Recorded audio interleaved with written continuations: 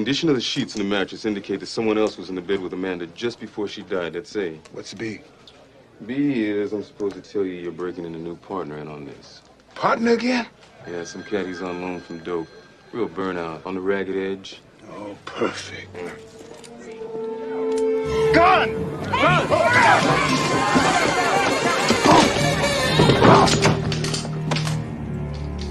Raj, meet your new partner. I'm too old for this shit.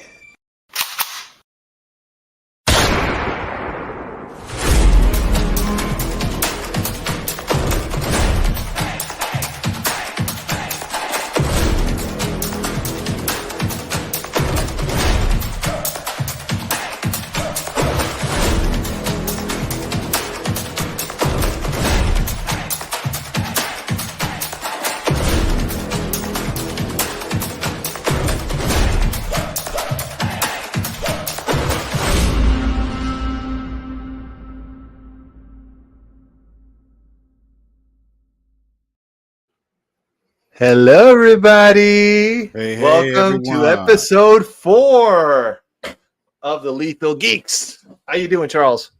Pretty good, brother. How you doing? Doing good, man. Doing good. It's been a very interesting week. Wouldn't you agree? Yeah, it has. That's why we got stuff added into the topics today. So we got a packed house for everybody today. Come on in. Make sure you're hitting the like and subscribe. Come on in. Take a seat. We got a packed house for everybody. We got a whole bunch of topics to talk about tonight. We're going to try to squeeze it in. No, respect everybody's time. Try to get it in here within 2 hours.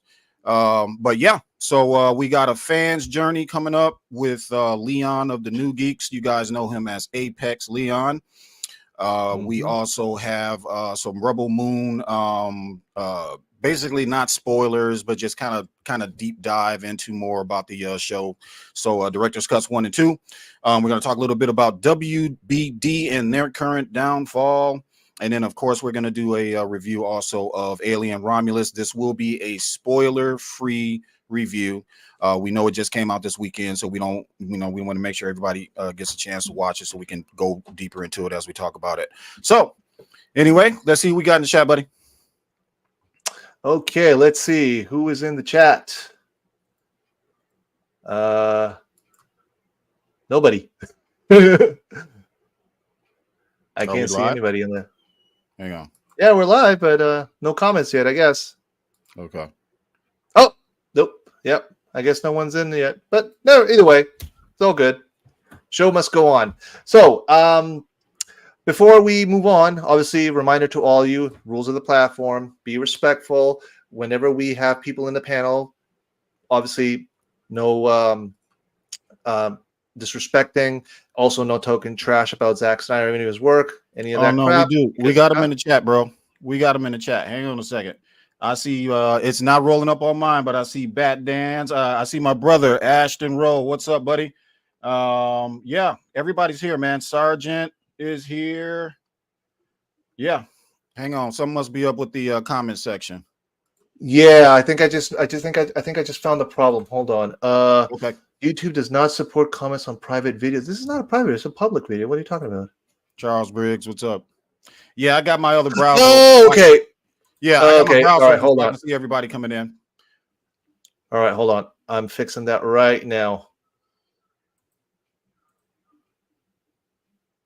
All right, guys. Checking the comments out. There we go. Yeah, my bad, guys. That was my fault. My fault. All right. Shout out to RawkTalks. He is we all know him as Leo Gets. He will not be joining us tonight. He is on a much needed vacation. So shout out to him. Thank you for showing up, man. Showing up in the chat. Yes, sir. We got here Gilmore Girls fan. How you doing? We got the sergeant here. What's going on? Ashton. Gilmore Girls fan. Hello. Bat Dan, how we doing? Who else we got here? Charles Briggs. What's up? My first time catching y'all live. Awesome. Thank you for joining us, man. Appreciate that. Much appreciated. Who else we got? Hello. Yes. And oh, really? Cool. Yeah. That's nice. That's why I was awesome, trying to get the dude. comments on, because I wanted to mention that. Where did you meet her, Bad Dance? I think he had mentioned that he was going to go to a Comic-Con, a fan exchange, or something like that in Chicago, if I'm not Okay, mistaken. Geek Defense That must have Initiative. What up? Must have been that.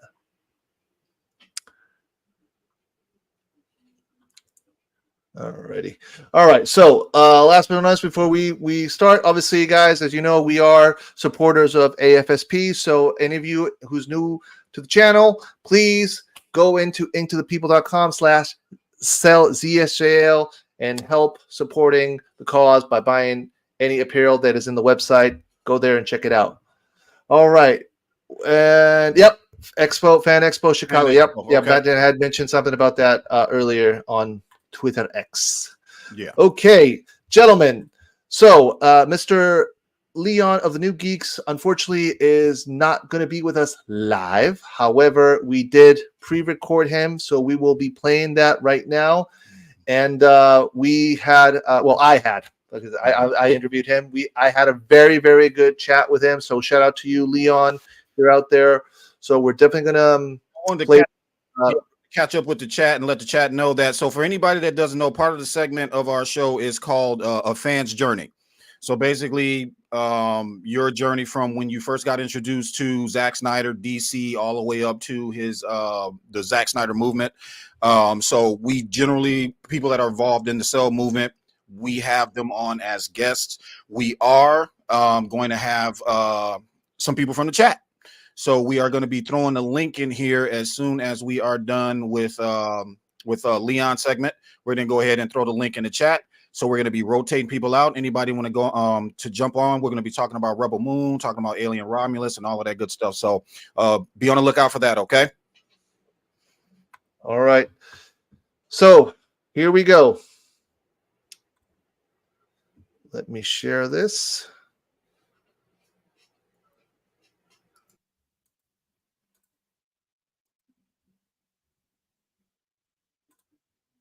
All right, guys.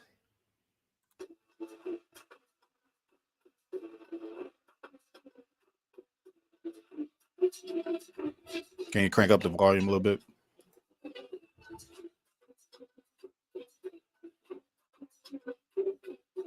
Is that better?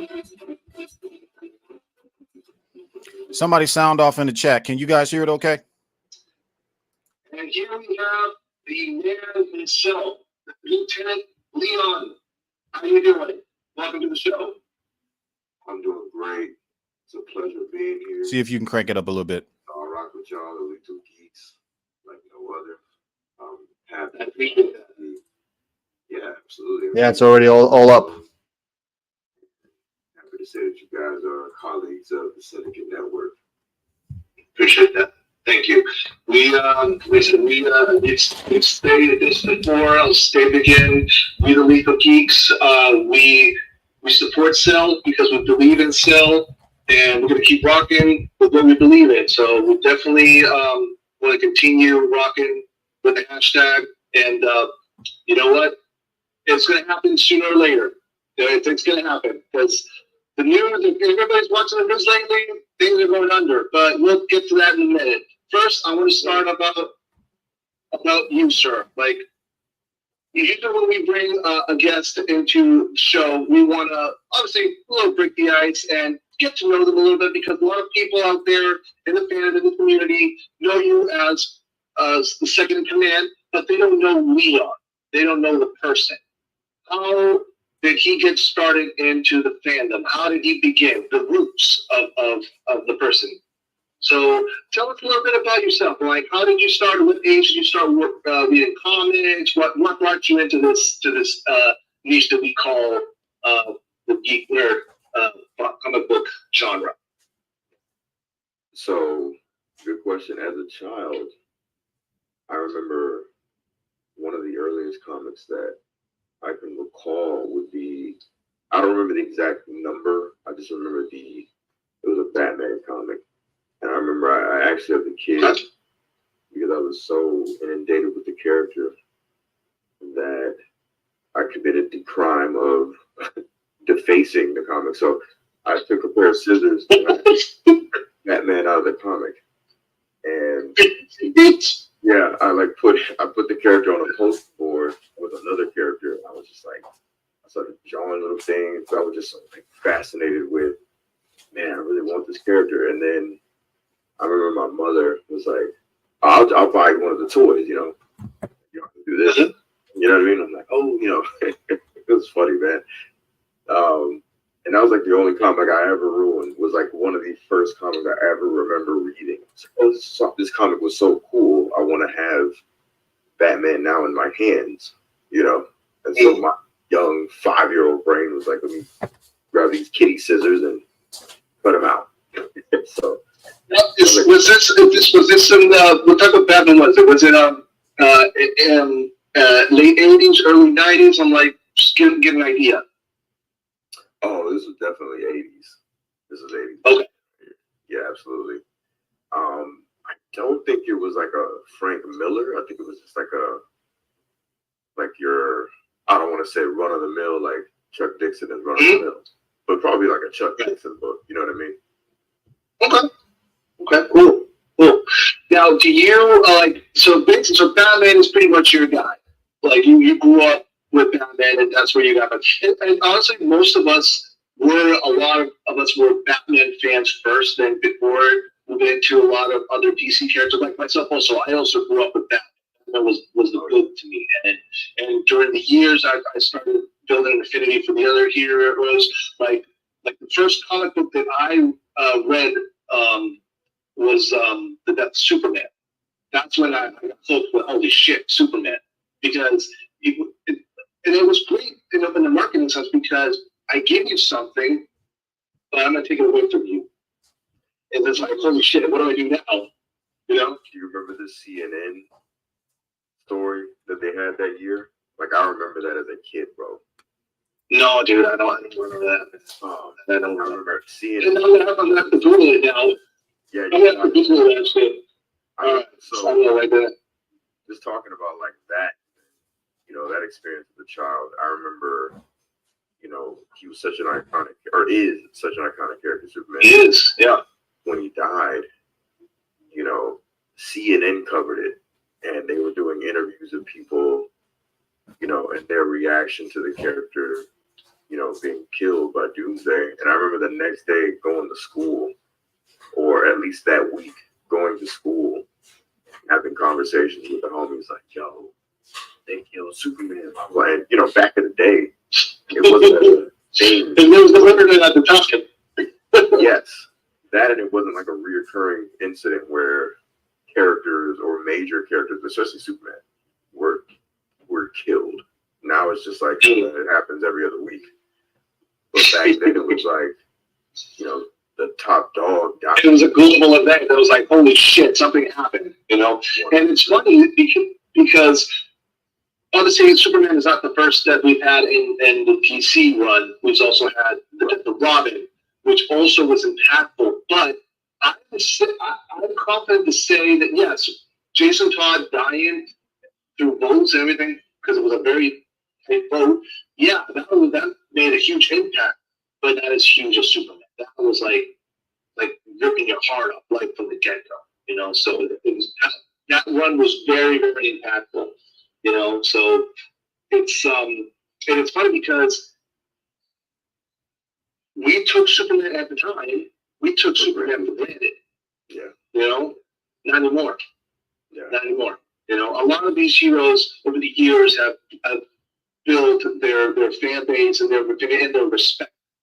So hence why I believe that us in the Cell community, at least, I don't know about other communities, but that's comes as front of the time, how they respect the source material, because you have to, there are rules that you don't break. You can bend them a little bit here and there to maybe try to modernize it to bring it to modern times to a younger audience today. But there are rules you don't break. You know what I mean? I don't know if No, absolutely.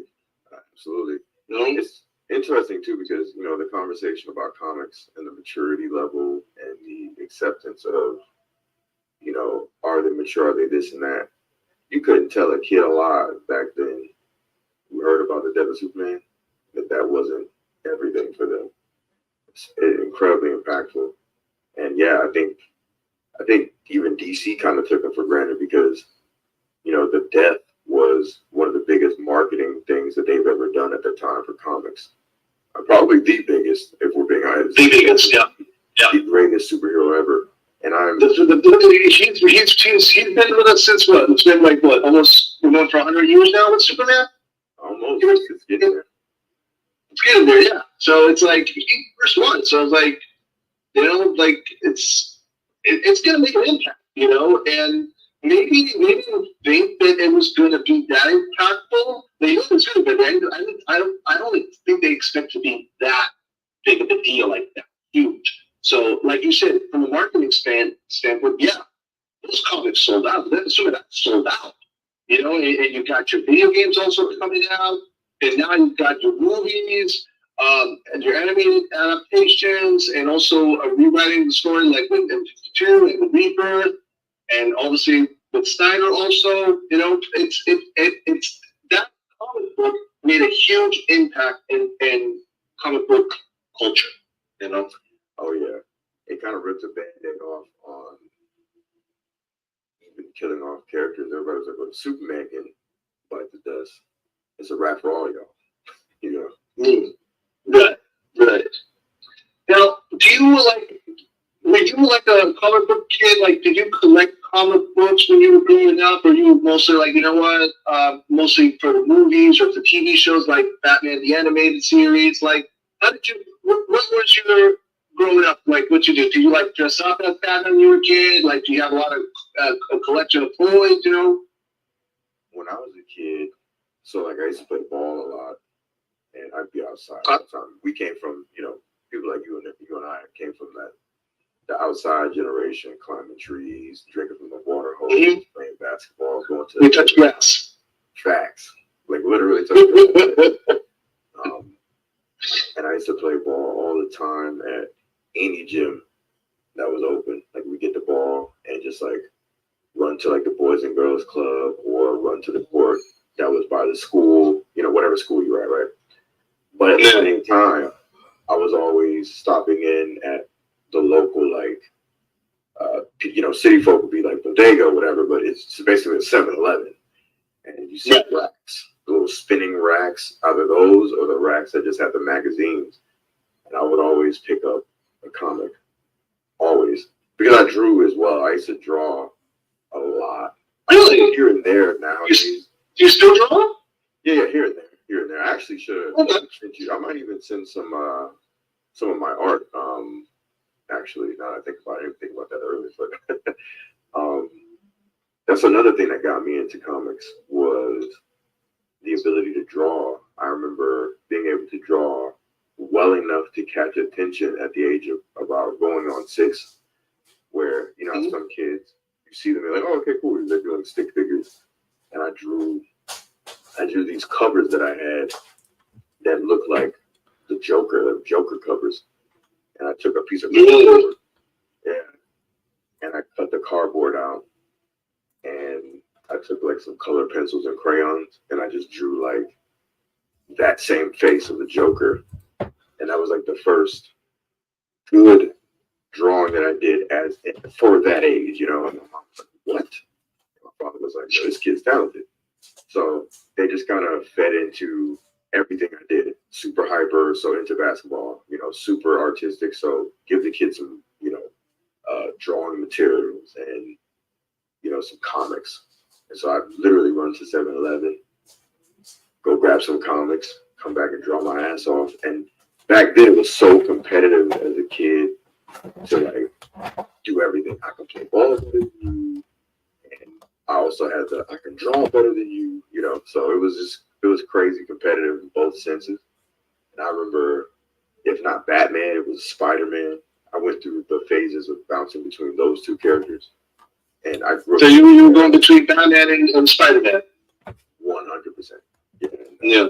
Do you Okay, well, that was going to be my follow-up question. So, what other characters do you follow? Do you like? I mean, from Marvel or from other start like so X-Men, Spider-Man, and Batman. Are those like your to-go comics characters, or do you have like other ones? Like for instance, for me, I'm a Wolverine guy. I mean, you can tell up there. Yeah, yeah, You know, great choice. I'm also a big fan of John Constantine because I like the dark side of DC. I like dark, like the like Swamp Thing. Also, like I like dark characters. Like Daredevil's also my a favorite of mine. The Punisher, and yeah, Batman, of course. But I like the dark side because I like to go. I like it when these characters, these heroes, have to go to the edge, and they're like at the point of no return. You know what I mean? Well, Constantine has gone to the return multiple times. It's like, all right, let's keep going on. Going under. That brother's literally into hell and back. Yeah, I used to, Act. man, so my mind's like bouncing all over the place. But so characters other than Spider-Man and X-Men, I used to, because I came from the era of like JLA. When JLA came out, that was like the biggest, best, most. It made the most sense, like, even as a kid, because I never used to really read Justice League comics like that. And I remember one of the earliest memories of the Justice League was when they got their asses kicked by Doomsday. And I was that was like that was the JLA for me, right? And so, or Justice League, they called it Justice League International. And I fast forward to when Grant Morrison took over, and it was like, it was kind of almost a response to, you know, them getting their asses kicked by Doomsday in a sense, because that version of the Justice League, that wasn't their top tier guys. And so Superman comes back from the dead, long hair, etc., etc. Superheroes come together, they go through all these little different things, and I'm going through all that too as a kid, and then we end up in JLA. Then I kept up with like Spider-Man Clone Saga, and I remember back then everybody was like, you know, all the critics were like, this sucks. But you couldn't tell a child back then reading those books that they weren't reading blockbuster hits. I love the Clone Saga for Spider-Man. I love 90s comics overall. You know what I mean? And what's your favorite what's your favorite story before we move on to the next topic? What's your favorite story of, like, for a lot of people, they like The Dark Knight Returns, other like The Death of Robin, other like The Death of Superman, so like or The Killing Joke. Like, what's your favorite story, graphic novel story of DC? The one that you like, you know what, this is the one. You know, what's the one that has your partner? Let me see. I don't have just one, but if I Do you have a few more? If you have more than one, then that's fine. That's fine. Oh yeah, I think let me see. Off the top of my head, for some reason, this is more me as an adult.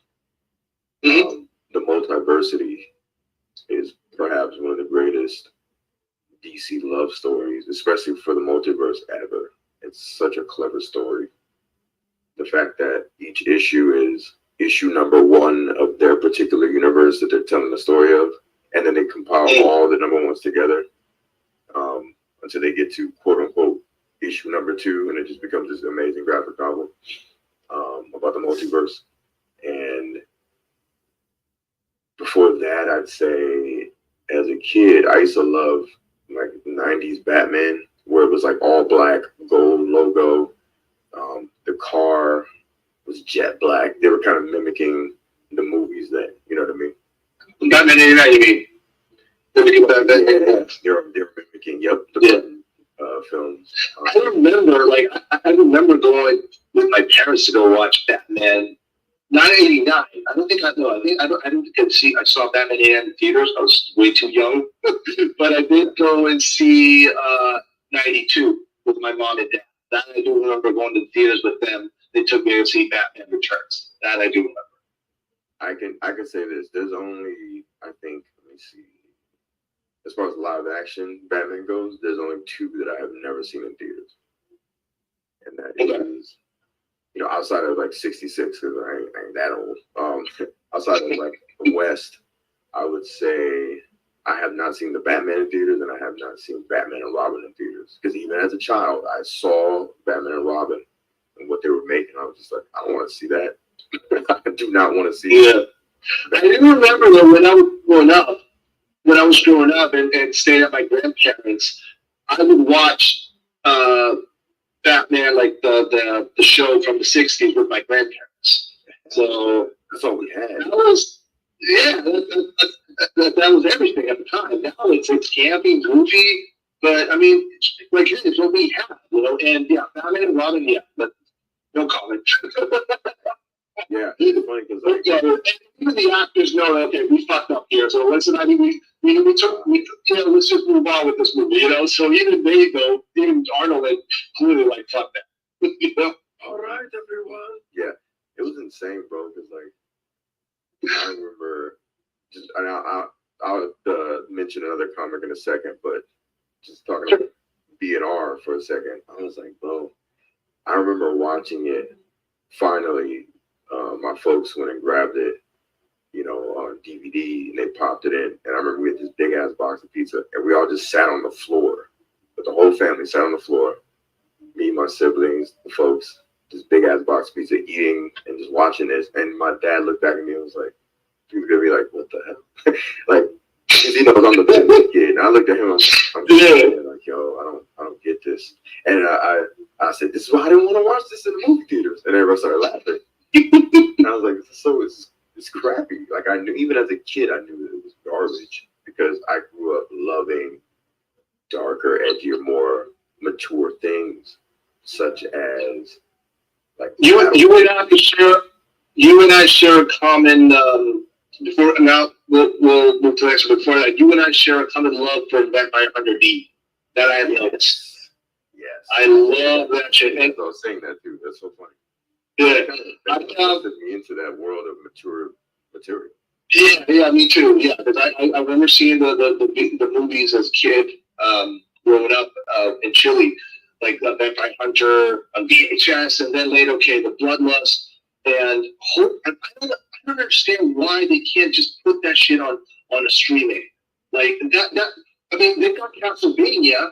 Use that. I don't know why don't they use that as the blueprint to bring Vampire Hunter D? It would fucking kill it. It would be amazing. That's why I always. I have all my favorite animes I bought on physical, and I made sure to buy some of them in like steelbook.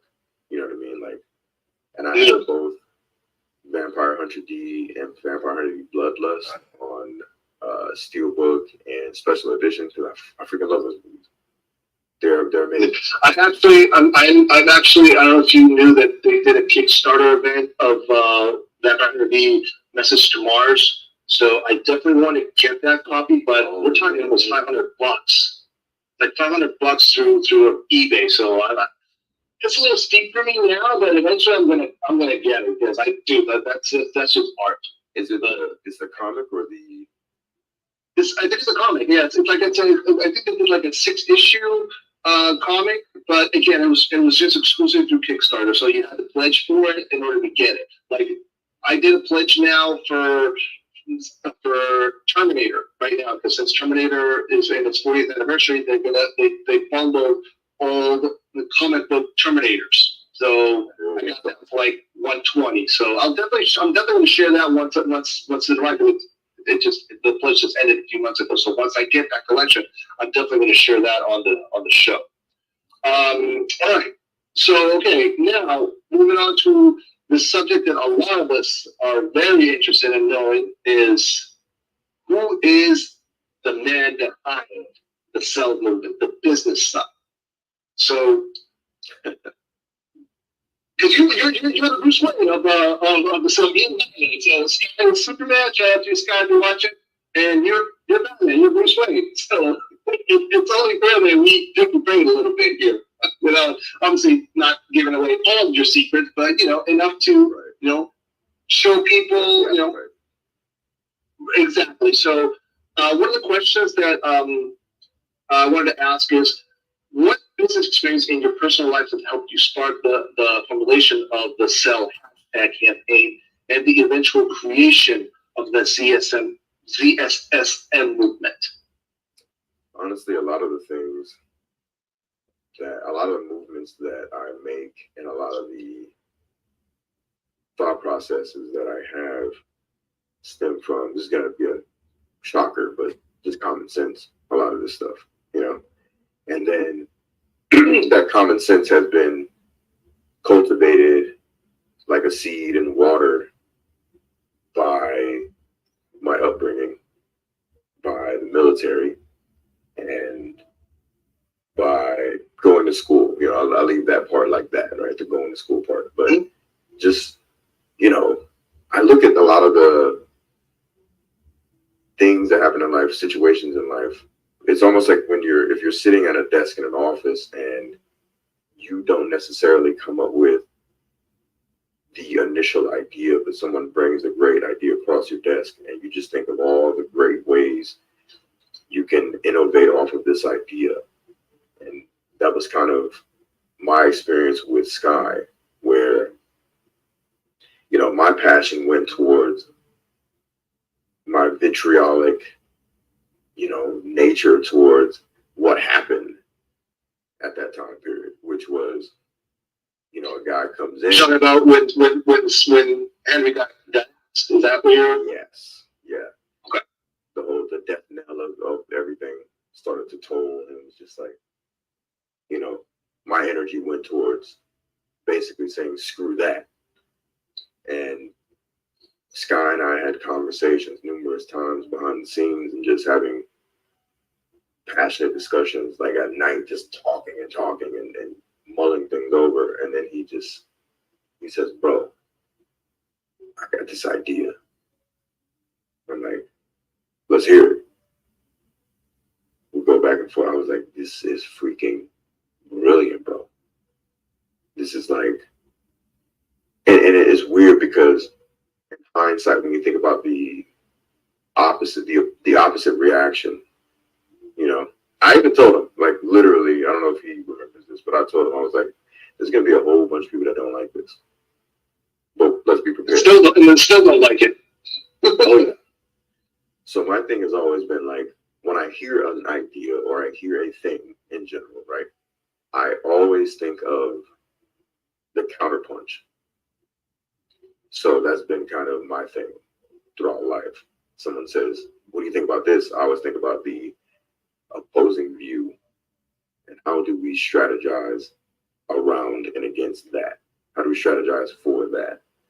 And now, hold that thought right there, because this is my next question. So, based on business background, how did you understand that, how to contribute in understanding how to make the hashtag campaign go viral? So, do you had any prior experiences, or you just like Googled it, or did you consult with other people that knew about these campaigns? Like, how did you guys, because we know that Cell ZSGN was Sky and Snyderverse Netflix was your idea. So was this something that, how did you guys know how to make this shit go viral? Basically, that's the question. so, one second. Let me silence this phone here. I don't know if the. Oh yeah, actually me too. Yeah. I was like, let me make sure there's no, because I'm getting messages. I'm like, did I? Because I hear the buzzing, but let me cut that buzzing off too. So the virality of it was kind of it wasn't a surprise. The surprise was how soon it occurred. It was almost instantaneous. Okay. That was a bit surprising. But the virality of it, I was like, this is gonna go viral because this idea is too big and it's too brilliant.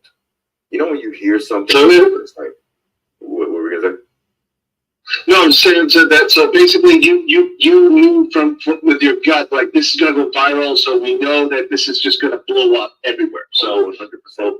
The only thing that, because I'm, without sounding like I want to pat myself on the back, I'm pretty good at coming up with ideas in milliseconds on the fly, and I didn't want to. You think fast.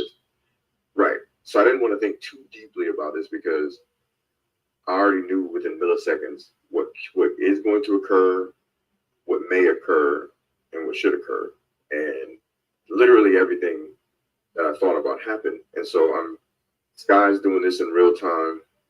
You guys remember hashtag #CelsiusJail on Netflix. He and I had no discussion of the second hashtag whatsoever. And I remember right there on the spot when I saw the hashtag, because I do not remember us even having a conversation about what the hashtag was going to be. Actually, we did not have that conversation. And so when he put it out, I was ready to rock. And I was like, dope. All right, so it's hashtag #CelsiusJail on Netflix. I instantly thought while making my tweet in real time, I was like, we're going to need another hashtag that consumes every other idea about the Snyderverse. Because Affleck, Suicide Squad, everything right there with Snyderverse, so Snyderverse to Netflix. Correct. And I have to kind of partially thank a certain studio head from, an SF Studios down the street for just when he did that, he sparked something in me that committed that thought process to memory. And so I thought to myself, there's a bit of truth to that. And that bit of truth doesn't necessarily mean that there's something wrong with the fandom. Every fandom has, parts to it and fractious natures. Yeah. But within this one, we can actually see it. We can type it out in social media and see the quote unquote fractiousness. And I wouldn't even say that makes us fractious. That there's factions within the fandom that want certain ideas and certain things. And I think we all kind of want those things, but there are people who kind of head these things, like to make the bat flip. Right. You know what I'm saying? They'll release the air, the whatever other ideas that are out there, right? So it doesn't necessarily mean that fractious is a damning review of the fandom. It just means, we all got ideas, blah, blah, blah. And so when Sky put out the flag, which is hashtag #CelsiusJail to Netflix, because that idea makes so much sense. When you see ZSJL licensed and streaming on other platforms, that signals something. So then what else do you do? Oh, yeah. Oh, for sure. Speaking of which, I want to share something here with you. Yes. 1 second here. So, as you recall that not me, but shout out to Necron, who had discovered that ZSJL was streaming in Germany in July. And we covered that on the show. We even showed proof and everything. And lo and behold, guess what just happened now? But for full transparency to everybody in the show, I changed my VPN this time, so that way I don't have any issues live, so I can log in this time. So it's especially I'm ahead of it. Hey, this is episode 4. You learn from your mistakes. We're getting better and better every time. Absolutely. So it's going to be in August. That's a cool coming up list there. Terminator 0, Chaos, ZSJL. That looks beautiful on Netflix. I must say. It looks phenomenal. And we're still going to get pushback from all the haters, all the factions from the Sanders camp, if you really know.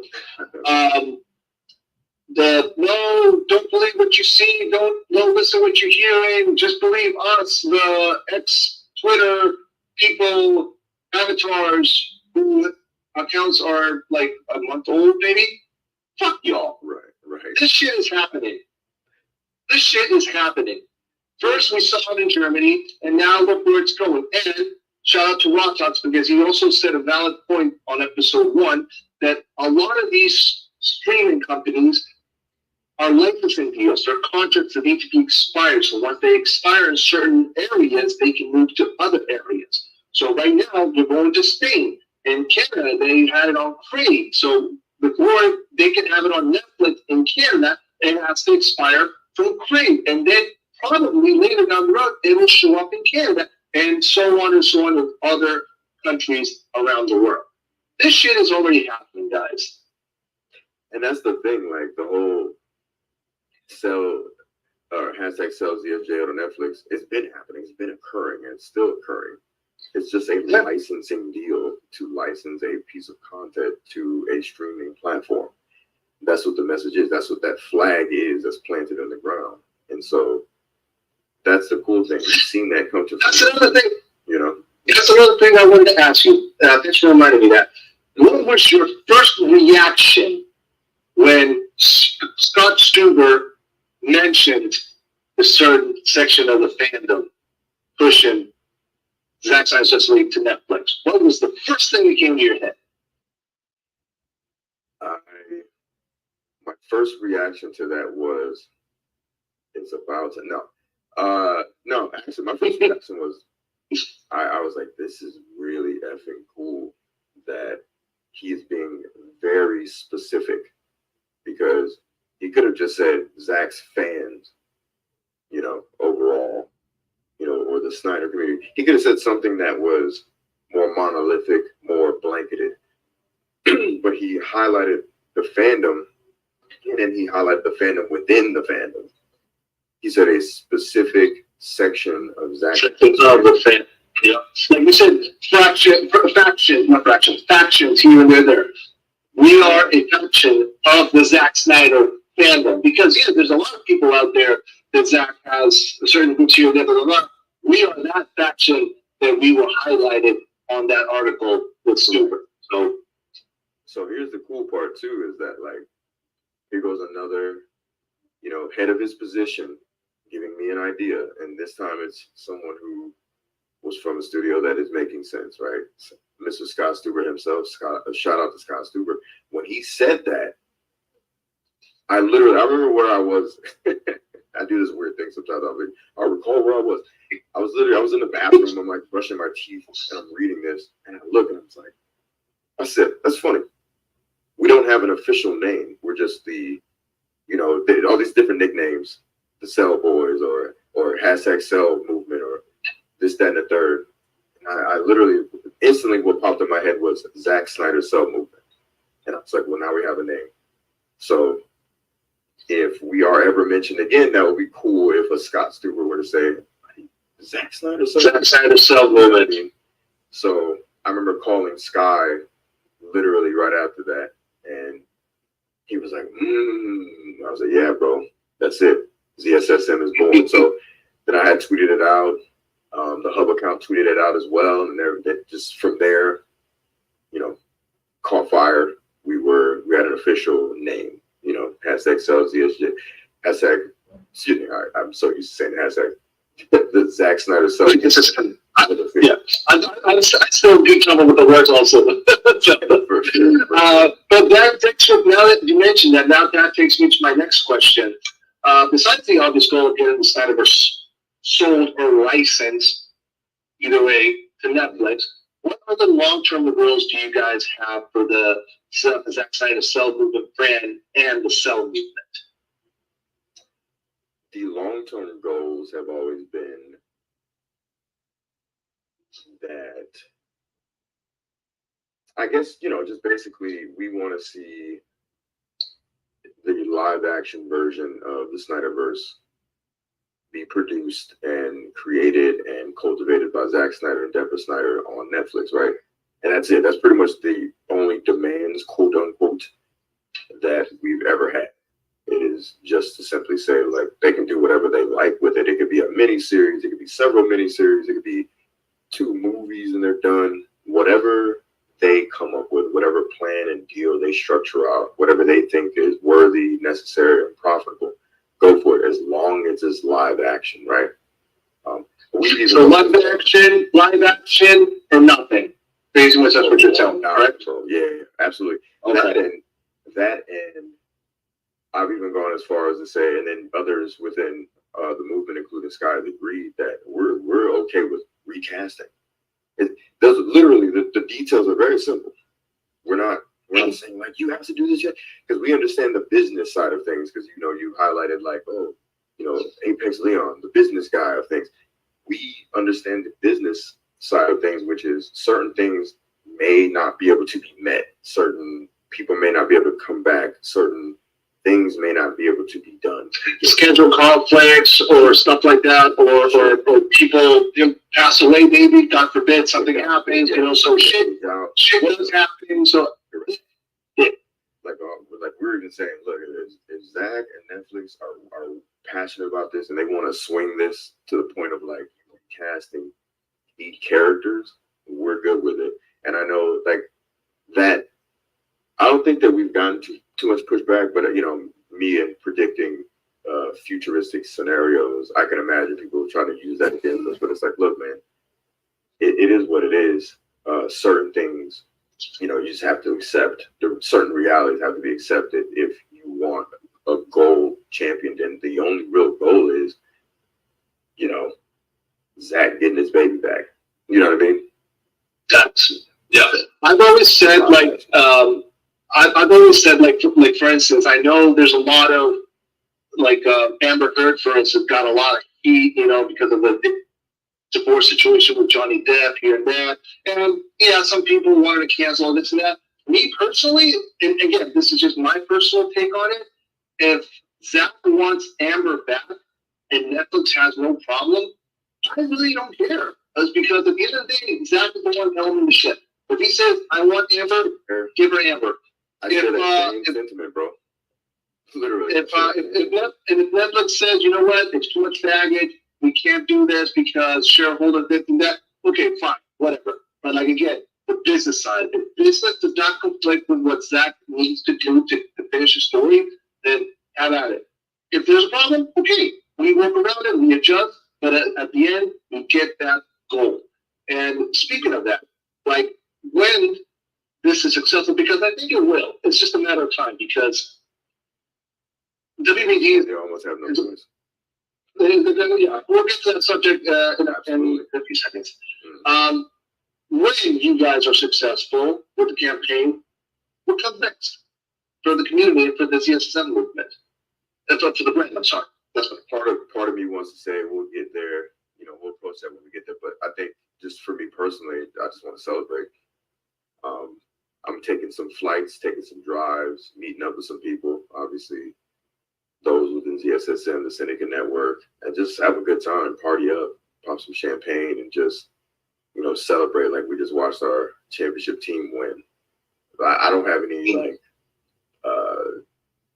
any aspirations in terms of like, well, what can I gain from this? It's never even been about that for me.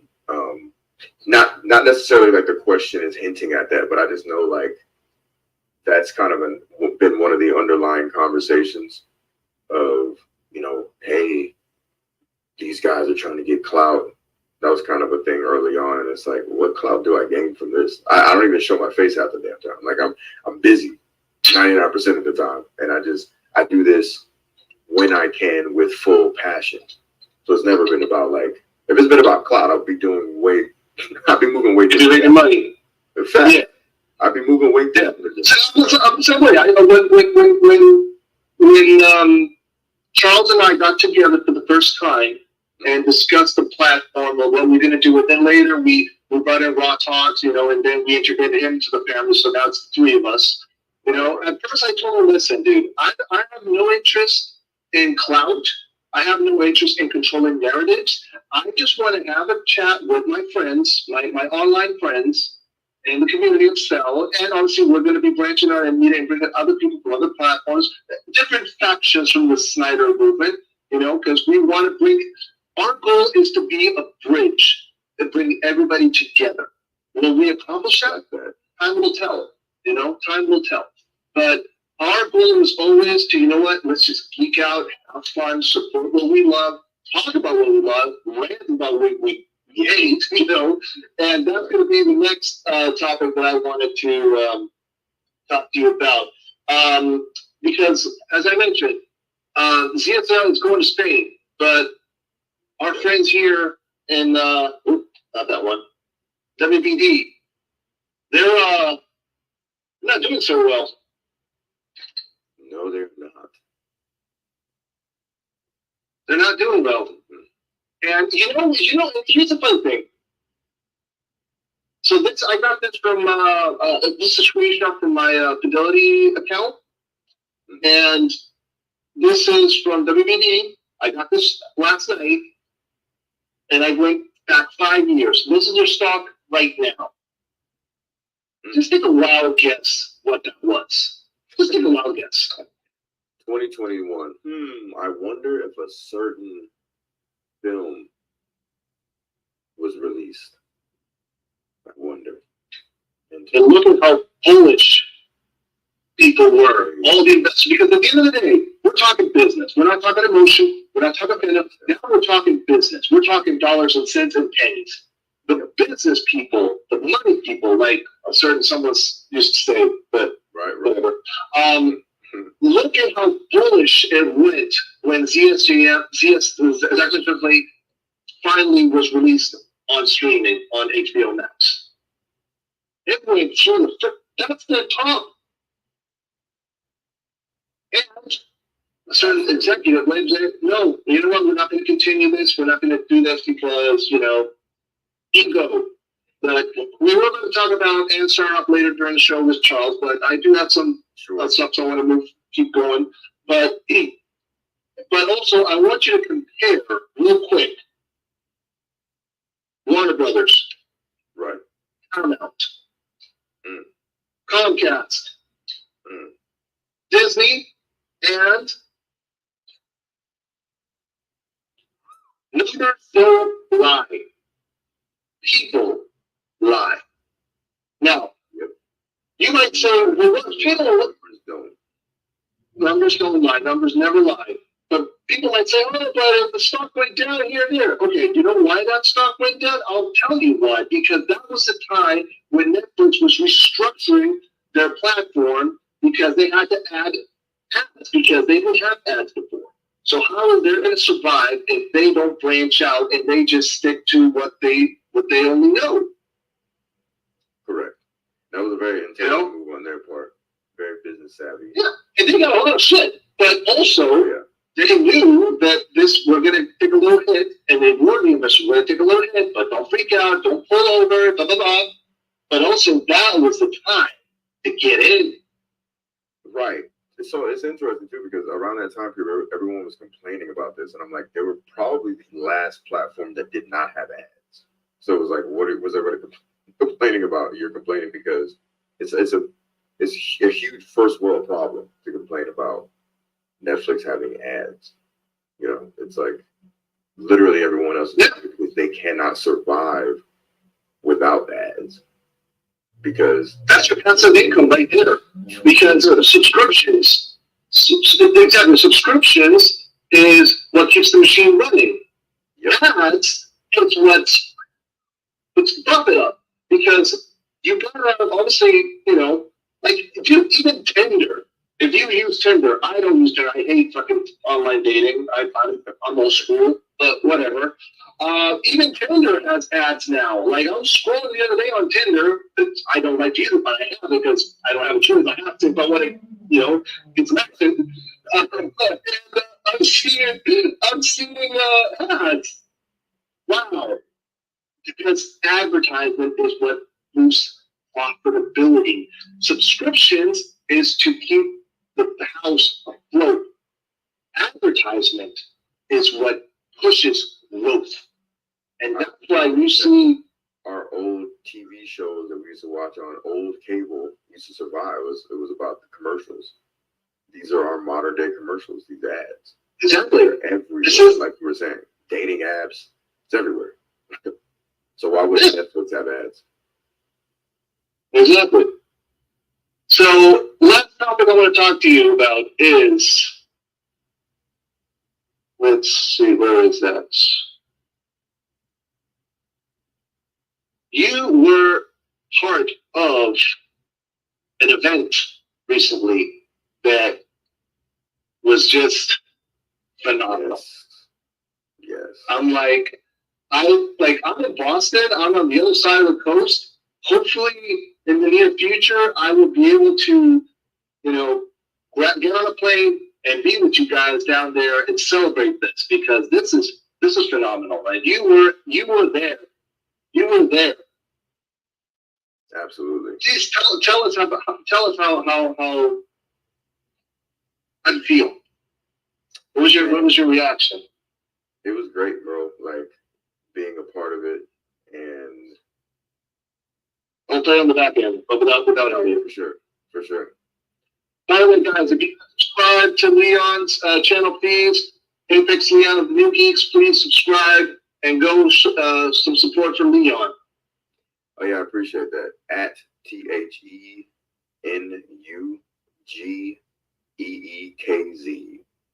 I'll make sure to put that in the description later at the end of the show. Absolutely.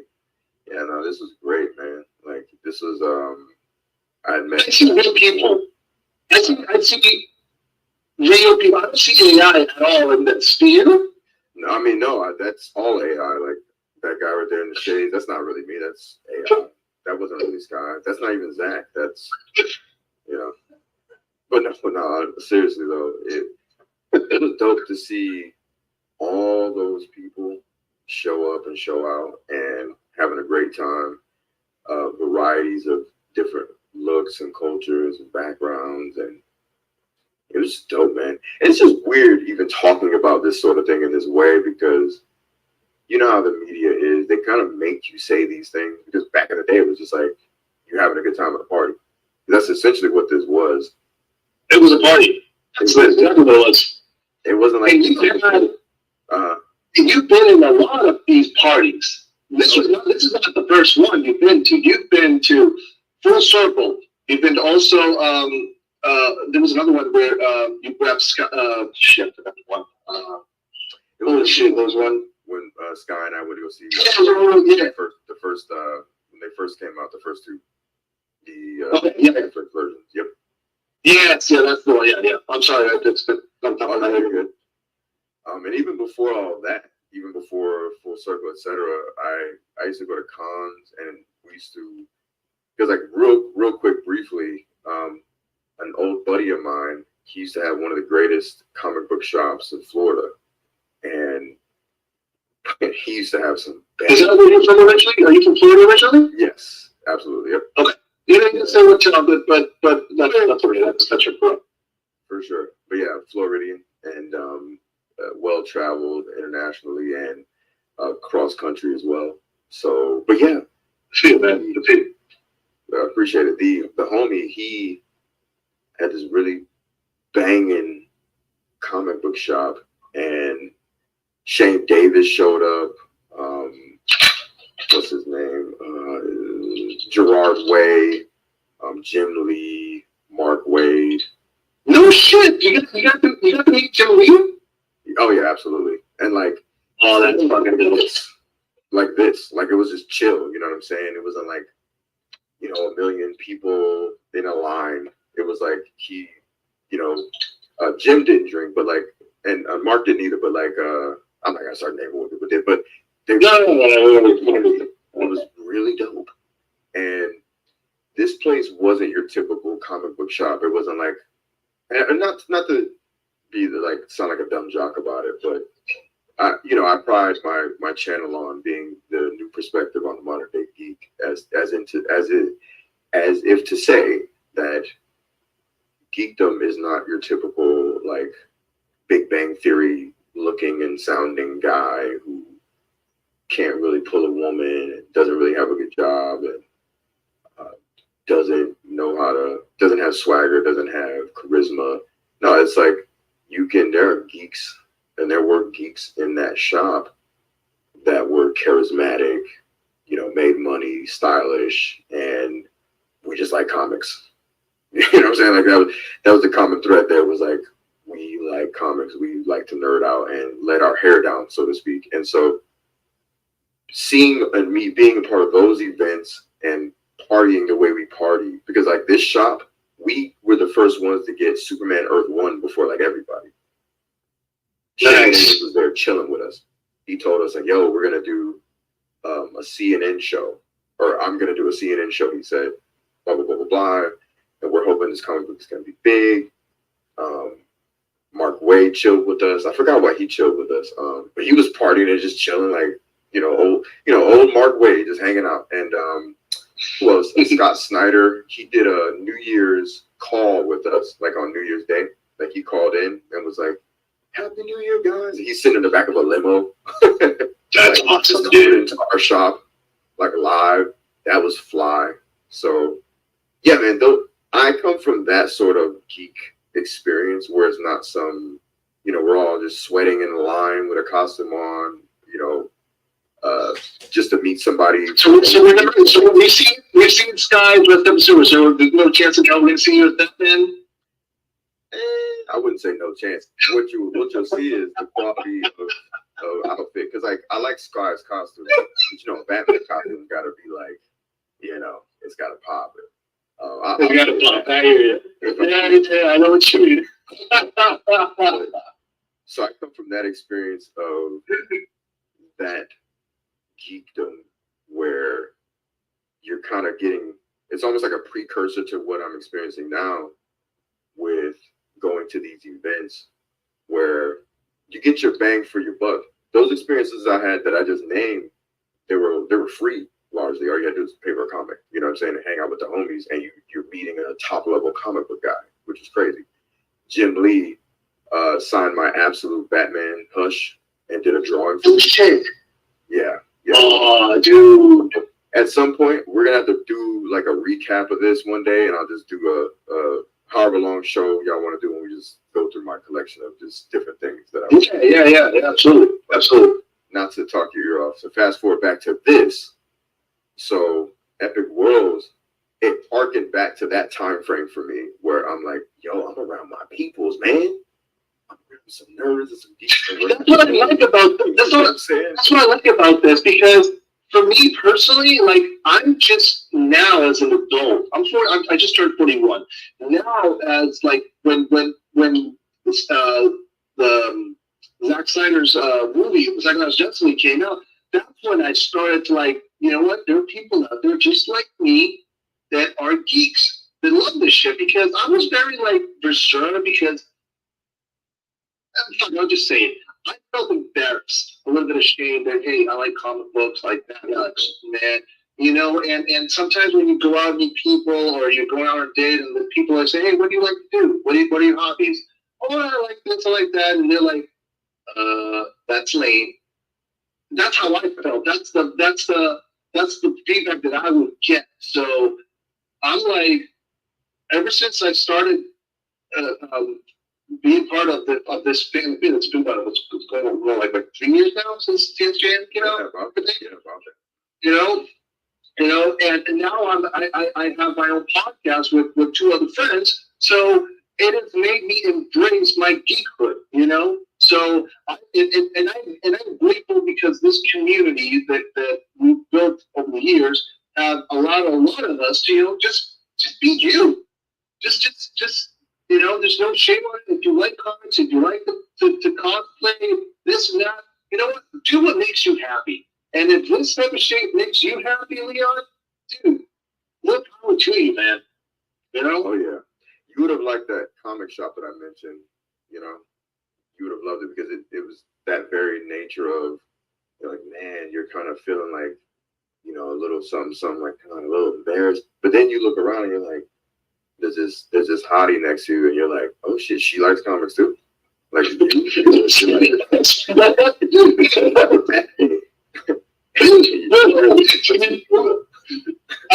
went to my local shop like a week or 2 weeks ago, something like that. And this was when RDJ was announced. So I went to my local shop, and I'll share this, and then we'll move to the final topic, and we'll wrap it up. I went to go grab because I come back from Florida. I was in Florida also for vacation. So I went to go get the comics that I was pending, and then I see Bob, who's the local. He's not the owner of the shop, but he works there. And I say, hey Bob, I'm assuming you already saw Deadpool Wolverine. He's like, yes, I did. Okay, but we'll talk about it slowly, because that way we don't spoil it. And everybody like, yeah, cool. And then we're talking about comic. I'm like, dude, RDJ. He's like, Phil, you gotta read this comic, that comic, because I have a feeling that this is where they're gonna go. And I'm like, holy shit, I'm with my people. And then all of a sudden, this hot girl shows up, and I'm like, what the hell's the first time you see this shot? I'm like, okay, I feel good about myself now. Well, that shop sounds like it's doing well. Oh, man. Oh, one last thing before I forget, man, since we're talking about costumes. You know what I used to do also when I was a kid? What's that? I used to dress up as Batman at 89. Every time. Oh. I promise you, every time. When I'd sit down and watch Batman the Animated Series. Wow. And right back, hold on 1 second. 1 second, I'll show you the picture. I got it right in here. Where is it? Because my mom came back from, because my mom comes to visit me like twice a year. And she found this, they just sold their house back home. And we downsized it. Gotcha. What? Okay, the proof is in the pudding right there. That's what's up. Yo, 89, bro. What a time. That's my earliest memory of going to the movies was that movie right there. So that's probably one of the biggest reasons why I'm a Batman fan. It's like ingrained in my brain, you know? For sure, man. Okay. And last topic here. Twilight of the Gods. You were also there, man. Yeah, man. You got to talk to Davey. You talked to Zack also. I mean, they know who you are. They know Leon is the cell boys. He's one of the cell guys. You know what? Own it. Love it. Embrace it. Be proud of it, dude. You and Sky started a movement that brought a lot of people hope. Like the S from Superman's element. Hope. And personally, I want to thank you guys for, you know what, taking one for the team, because I'm pretty sure that this was when you guys started this movement, the cell movement. I'm sure it wasn't going to be an easy task, because, like you said, you were ready for all the fucking pushback that we still get up to date. And even I showed you right here that we have Netflix already going to. I think I closed it. Oh, all right. Like you said, proof's in the pudding, and right there it says España. Yep. But people are still denying it. They're still denying it. Cali's right there. Shout out to Cali. Yeah. Yeah, I'm showing video too. It's just like you guys brought people hope, and I'm like when Cal got announced, you know, I was so freaking heartbroken. I was devastated. I was like, I don't want to say I cried, but I was that close. I was literally that close, because these characters mean a lot to a lot of people. Just like you have your Star Wars, I'm a Star Wars fan too, not this Star Wars, but you have those passionate Star Wars fans, you have those passionate Harry Potter fans, you have your G.I. Joes, you have your DCs. We are the DC fans. That's the original big-time mainstream geek fandom of Star Wars. They kind of are the blueprint of all the fandoms, you know what I mean? The passion and fire. Yeah, for sure. For sure. And just to reply to what you're saying, I appreciate you guys, and you specifically saying that, you know, you guys rock with the idea, you rock with us creating what we created. And it used to be weird to say, because I never wanted anybody to be like, oh, you know, those guys are being egotistical and blah, blah, blah. Because, you know, I always told Scott, like, we got to lead with authenticity first. And, you know, we're not doing this for clout. We're not doing this for anything other than the fact that, you know, SF Studios, you know, screwed over the fans. And just to briefly touch on that, like, people wonder, like, well, why can't you guys give it up? There's phases, you know. There was the release phase, and then after the release phase, there was the restore phase, which was, yeah, it was like, and the restore phase got played with. You know, it was like they were teasing, and there were several official SF studio accounts. I love calling them that for some reason. Who were like basically teasing, like, oh yeah, guys, you're gonna get the Batflip movie, you're gonna get the Ayer cut, you're gonna get this, and these are official accounts in real time, hinting and winking. And then you have, you know, one of the leaders of SF Studios at the time, who was just like, you know, and for those that don't know, Shitfuck Studios, that's what we're referring to. Exactly. They or she at the time basically was like, nah, just kidding. Well, we're going to talk about her. We're going to talk about her with Charles, so stay tuned for that one. Absolutely. Okay. Yeah. So just to give, definitely on her.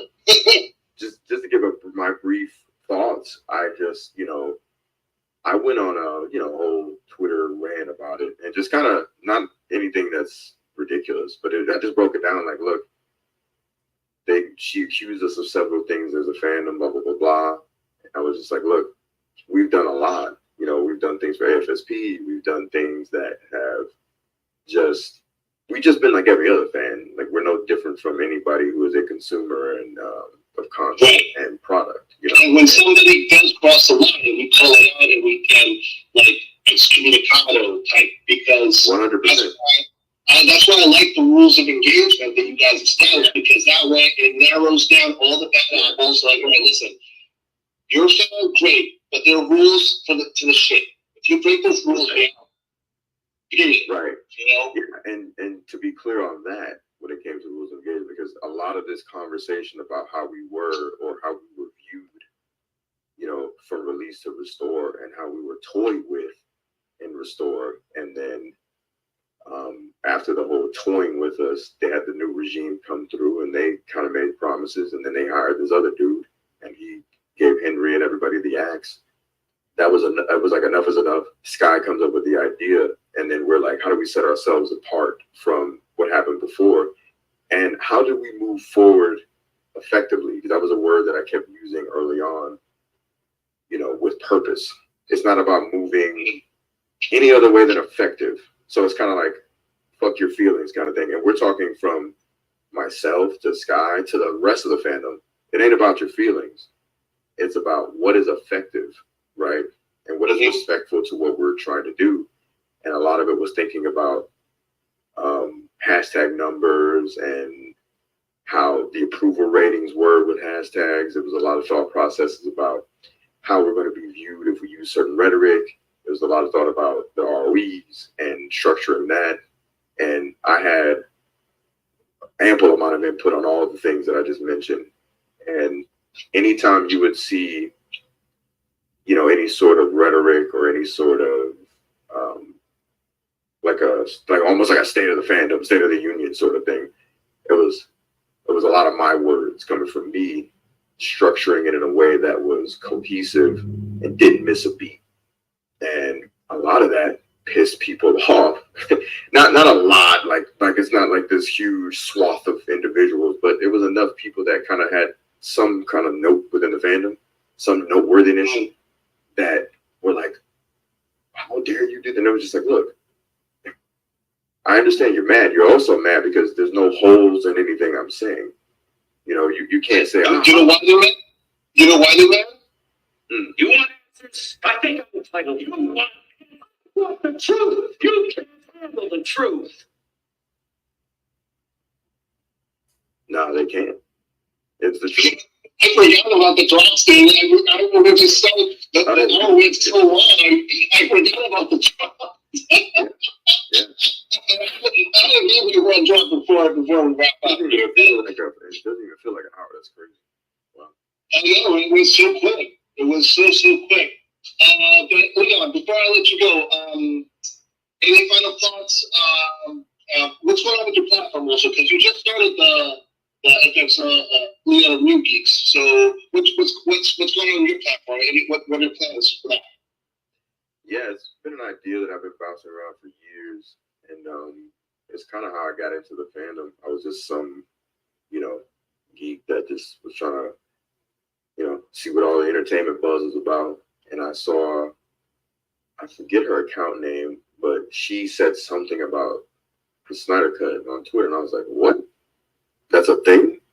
So I started digging into that, and that was around like 2017, 2018. So that was like way back, you know? And so fast forward, all the homies, especially Sky, Leon, you got to do this. Leon, you got to do it, bro. Get on your platform. Bro, quit playing. Bro, the people want to hear you. Bro. And I'm like, bro, all right, fine. Like, literally, I wouldn't be doing this without him pushing. He was like, bro, just come on, man. Come on. Man, look, we're going to lock in a date. I'm just like, all right, man. Cool.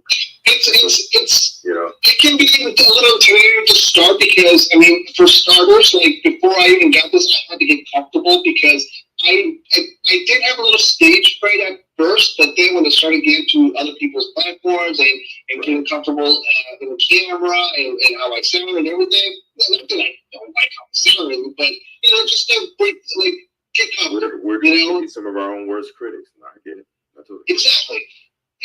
You know, so, because nobody's perfect, you know, everything, you know, like, nobody, like, you might get somebody, you might get other guy, skate, who gives a shit? We're all people, we're all geeks. We just want to fucking have a good time and enjoy ourselves and be amongst people, because that's another thing that we've always said.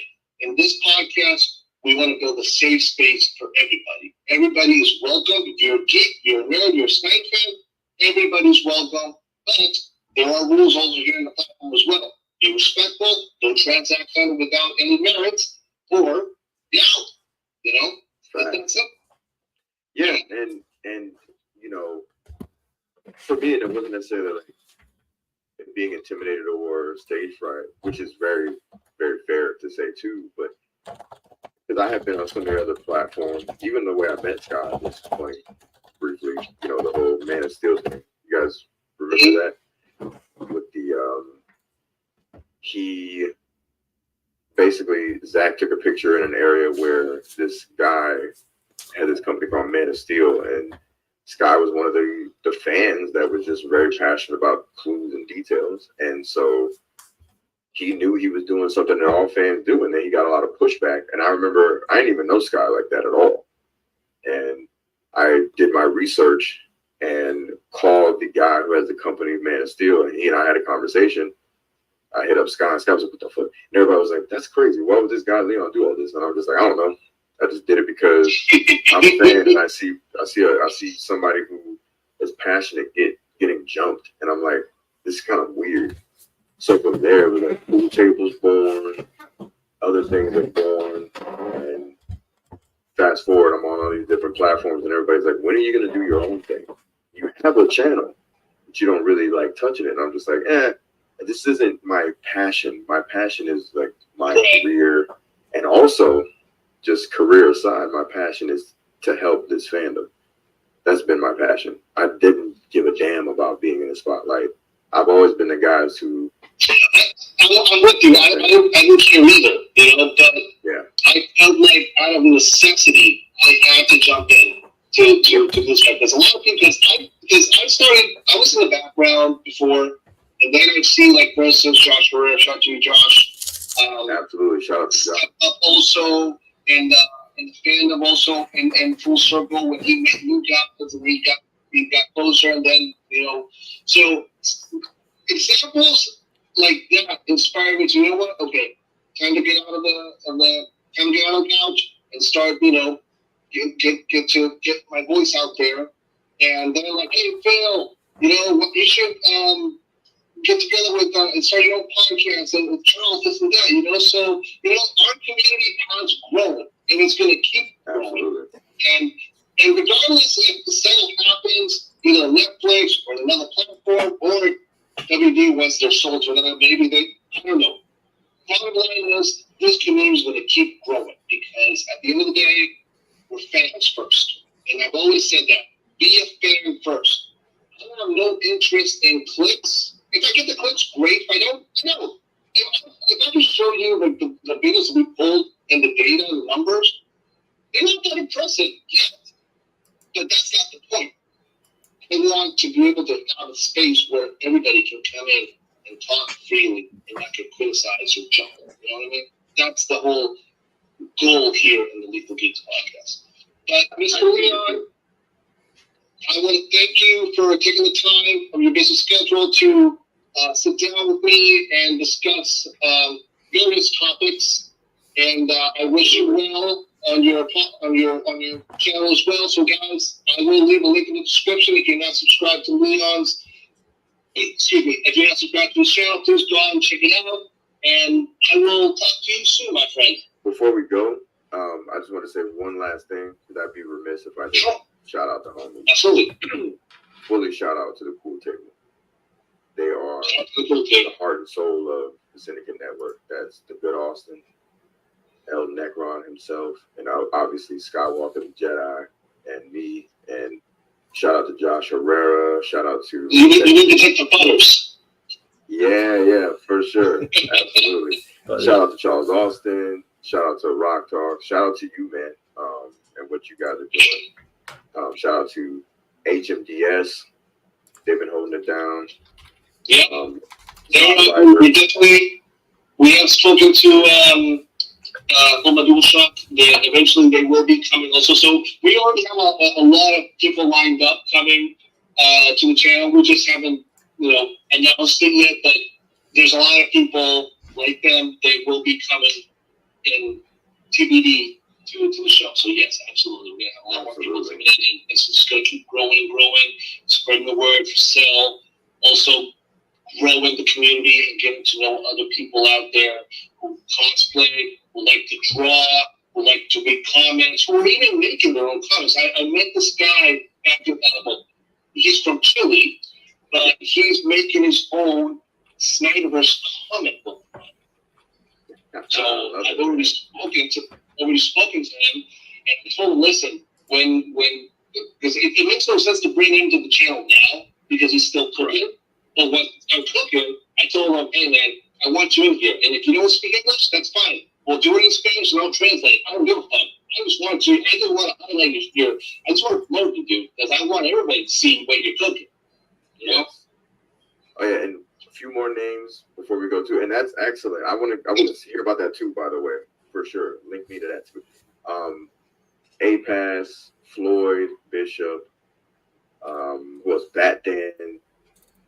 Shout out to all you guys, and of course, yes, and Havoc, and of course, Curly Ray, Integrity. Also, Curly Ray, Integrity. Rest in peace to the big homie. He said, we honor him every day we stream. As you know, we decided to also get. I've always said that Mikey. And unfortunately, I didn't have a chance to meet him or talk to him, and I never will. But I always thought that he was like the big topicker of this community, And when he left us, we all felt it.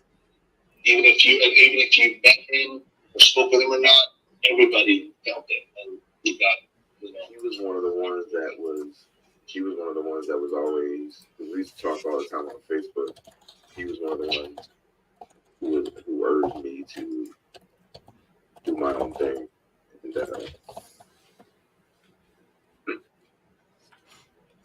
yeah. R.I.P. to him. Partially, I do this for him. You know what I mean? So, naming the Syndicate Network. And we're gonna keep honoring them. It doesn't take nothing out of our day. Just just remind everybody 10 seconds before the stream, hey, reminder of Mikey Son, the man who actually brought this fandom together. Worked us and believed in us. Yeah. Some of us have had, not to mention names, some of us, we have some fractions here with 10 people. Yeah. But at the end of the day, he was the one, he was our like I said, our big top player. You can just really all you want out there, but he was the one who was keeping us, in good spirit, with storytelling and his scoops and telling us, guys, this is happening. Guys, don't worry about it. Guys, stay the course. He was there always keeping us in good spirit. And he's well, and he's yes. 100%. Well said. Well said. All right. Honoring the Well, lady. once again, I thank you for coming to the podcast, and definitely we will have you again in the future. Absolutely. I would happily do it again, man. This was a great talk. Great talk. Thank you. Yes, sir. Bang. All right, all right. So that was Mr. Apex Leon of the New Geeks, one of the principal architects behind the Zack Snyder Cell movement. Him and Skywalker, we all know the story. It was looking pretty bad after James Gunn came in, rolled everything over, got rid of Henry Cavill, and we thought that was it. So they breathed new life into the Zack Snyder Cell movement with the Cell hashtags. And something else was born out of that. Everybody here on this chat pretty much knows what that's all about. But yeah, so we're gonna start. We're gonna drop a link in the chat and start rotating people in, a couple at a time. Just something short and sweet about Rebel Moon and director's cuts. Well, first, before we do that, so let's do you want to review Alien Romulus first, or we just bring people in right away? We'll bring them on. Let's go ahead and just do our review on Alien Romulus. Yeah, let's do this real quick, and then we'll move into the WB, and then we can bring everyone. But we're going to drop in the chat right away, either way, so people can start lining up. So okay. Let's do that. So, all right. All right, so this review of Alien Romulus will be spoiler-free. We know it just came out this weekend, so not a lot of people got to see it. I saw it last night. We actually, me and my family, we went to the drive-in to see it. So we didn't see it in a traditional cinema. We went actually, to a drive-in. So that brought back a lot of memories. Used to go a lot in the 80s. So that was pretty fun. It was was it packed though? Was it packed? No, it wasn't packed at all. See, that's what we were expecting. Really? So yeah, it was not packed at all. Okay. It was my daughter's first experience pretty much in being out in a drive-in like that. So but yeah, we had a good time. We thought it was good. I loved it. Fede Alvarez, he brought a lot of the atmosphere and the tone to this film. He harkened back to a lot of what was going on in the first movie. Obviously, we won't spoil it and say what it was, but basically the main antagonist is working on this planet. She has put in her time. She's ready to get off the planet because the planet, basically the way it orbits, shows no sun at all. It's complete darkness all the time. So she's ready to go, and they won't let her go. They pretty much up her time, just like she was in prison. So she's got to work off more time to stay on this planet. So her and a bunch of her friends, they pretty much, find a way to, or at least concoct a way to get off of that planet and going where they want to go as far as their final destination goes, where they can see sun, where they can see sunrises and things like that. So they have this idea to sneak on this derelict space station. The space station is abandoned. And the ultimate goal there is just basically to steal some pods so they can make the trip to this new planet that they want to go to. So, and it pretty much chaos reigns from there. So, but I liked it. I give it a 4.5 out of 5 stars. There are some things that I really didn't like about the film, especially the ending. The ending was I've been hearing a lot of the same thing. The ending, the third act was a I don't want to say it was maybe it was a soft landing, not a good landing, but a few bumps, but still good. Also, I don't know if maybe you're too old for this shit. I don't know, Charles, but do you play video games or not really? I do. Yeah. You do? Okay. Have you ever played Alien Isolation? Yes. You did play. Okay, good. They gave me a lot of vibe of Alien Isolation. Yes, because if you notice about the game was pretty much structured around how the space stations look, all of that. So even the sound, the atmosphere, everything when the doors would open up, all of that good stuff. They had all that in the video game. So yeah, that was pretty awesome. Yeah, I know. So I keep hearing that a lot of feel of Alien Isolation, also Dead Space. So Yes. it's like the Resident Evil, but of space. You know, Of space, So, exactly. Yeah. yeah, I love the fact that finally they went back to basics when it comes to movie making, because this was an $80 million budget. Yeah, No just like A-listers at all. What was it? The Creator. Yeah, it was like $86 million, Yeah. something like that, and that was it. Yeah, but yeah, it was a movie. It was on a budget. They obviously had no like headliners, A-list actors in it, which helped with the budget, obviously, what we were talking about earlier. So, but yeah. Oh, and there is, and so also not to spoil it, guys. There is a character from the previous movies. I won't say who, that shows up in the movie. So not to spoil it, you guys got to go watch it. But I'm gonna say that it ties in a lot of loose ends, and I appreciate Fede Alvarez for doing that. You know, he stayed in the lore of what made this franchise a hit. Exactly. So you're gonna hear. So whoever if you haven't seen the movie yet, like I said, we won't spoil the major stuff that's in it. But yeah, he harkens back to those films and how they connect to each other. We won't say how they do, but go watch the film. It's definitely worth it. So yeah, like I said, they just the ending was kind of yeah, and but yeah. And also, this movie is already tracking to hit 100 million this weekend. Imagine that. A movie made under 100 million already making its money's worth just on the weekend. Amazing. And I know another director who does movies under budgets. Do you, Charles? Yeah. I think it's his name starts with a Z and it ends with an S. Is that guy? You talking about him, right? I talk about yeah. And you know what? That the man who created this franchise also went to art school and also does his storyboards. Imagine that. I see a pattern there. I don't know about you, but I see a pattern. Yeah, I see the pattern is simply this. The hands that you don't need to do the work for you means that you keep that money in your pocket. That's basically what that means. Yep. So yeah, that means he's a man clearly dedicated to his job. People again keep saying, talk about him as a director all you want to, criticize his work all you want to, but the man's an artist. He's that before he's anything else.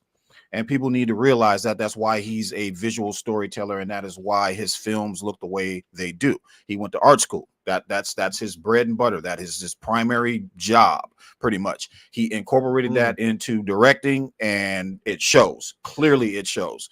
So we're going to talk a little bit about that later. The Rebel Moon director's cuts. If you haven't seen those yet, please do watch them, stream them. They are very, very good. So now we got someone coming in now. Do you know who it is? I do know who it is. Skywalker the Jedi. Skywalker. Can you hear us, brother? Hear us? Yeah, can y'all hear me? Yeah, we can hear you now, bro. There we go. What's going on, gentlemen? Hey, how you doing, man? Feeling good. Just got back to California last night. Went to go check out Alien Romulus as soon as I got back to LA. And then I just got out of a marathon screening of X-Men 97 over in Santa Monica, and they had a few of the people that worked on the show there doing a live Q&A after. So I'm a bit kind of drained, you know what I mean? But it's been fun and we've been having a good time. I was out in Vegas actually for some work stuff, but we had a good time there as well. So really been enjoying these last a few days, but I've been super busy. Nice, man. There we go. There you are. You know what I'm saying? There he is. So yeah, So had to make sure that I pulled up on the Lethal Geeks. You know what I mean? yes, sir. Appreciate So what'd you think, man? What did you think of Alien Romulus? Oh man, I enjoyed this movie a lot, yo. I enjoyed a bunch of the callbacks. I really loved the practicality of the world too, man. Like they built so much stuff, and the world just looked so lived in and realized that it was pretty incredible. And I enjoyed the callbacks as well as the new things that it was trying to do as well. Cool. Yeah, loved it, loved it, loved it. Yeah, I went to go see it with my dad, who's like a huge fan of the Alien franchise, and he's Nice. been waiting on something like this for quite some time. He said that this was just right in his wheelhouse for what he's been wanting, and yeah, we both had a great time. All right. I was actually telling Charles backstage before we jumped in to the show that, like, finally this year has been a really good rollout for movies, dude, because it's been years since I've gone like consistently to the movie theater, because let's face it, you know, the content has sucked these last couple of years, you know, and finally we're getting some good shit. Like I already went to see Deadpool, Wolverine. I went to see this one. Was Godzilla X Kong, was that this year or last year? I don't even remember. That was this year. Yeah. This year? Okay. We got Dune next 2 one now came coming. out, right? Beg your pardon? I said that Dune 2 came out as well. That, so but we I had didn't. Dune 2. Yeah, we had Dune 2. We had the Kong one. We had Bad Boys. The other one. Yeah, Bad Boys. Bad Boys, yeah. Oppenheimer. No, that was last year. Oh, that was that's right. That was last year. Yeah, that was last year. And now next month we getting Beetlejuice. So it's we're getting there. We're finally getting some good quality stuff in the big screen, you know, because for a moment I thought, like, dude, if this shit keeps going that way, like, the theaters are not going to survive. Like, streaming is here to stay, but now the theaters it's just a luxury, you know. But you gotta give people like us, the consumers, a reason to go sit our butts in the movie theater, you know. And Alien was just freaking nailed it, dude. I was so thrilled and I got there right on time, because I was running late because I was stuck on traffic yesterday. And I get there, I get in the theater, and boom, I see the Ridley Scott logo production. I'm like, oh yes, I finally made it. Right on time. Scot free, you know what I mean? Scott free, that's it. Yeah, Scot-free. yeah. Yep. Him and his brother, man, they had you know, Tony Scott as well, may he rest in peace. Especially Tony Scott, he had a real signature style when it came to his directing. So if you go back and watch any of his filmography, you know he had a specific style with his particular movies, but it was nice. I like he usually had that rotating overhead camera shots, and then he would have kind of the like the zoom ins, but like the click zoom ins real fast and then zooming in and out. Yeah, he brought something real cool to movie making. So Well, he made Top Gun. Yeah. You know? Yeah. He did a movie with oh God, Keira Knightley, and I can't remember the name of it. Domino. Yeah. He made a movie with her called Domino. I don't remember that one. Yeah, look it up. It was pretty good. He did Enemy of the State too, right? Yeah, he did Enemy of the State. Yeah. Enemy of the States. Yeah. He also did my favorite, Spy Games.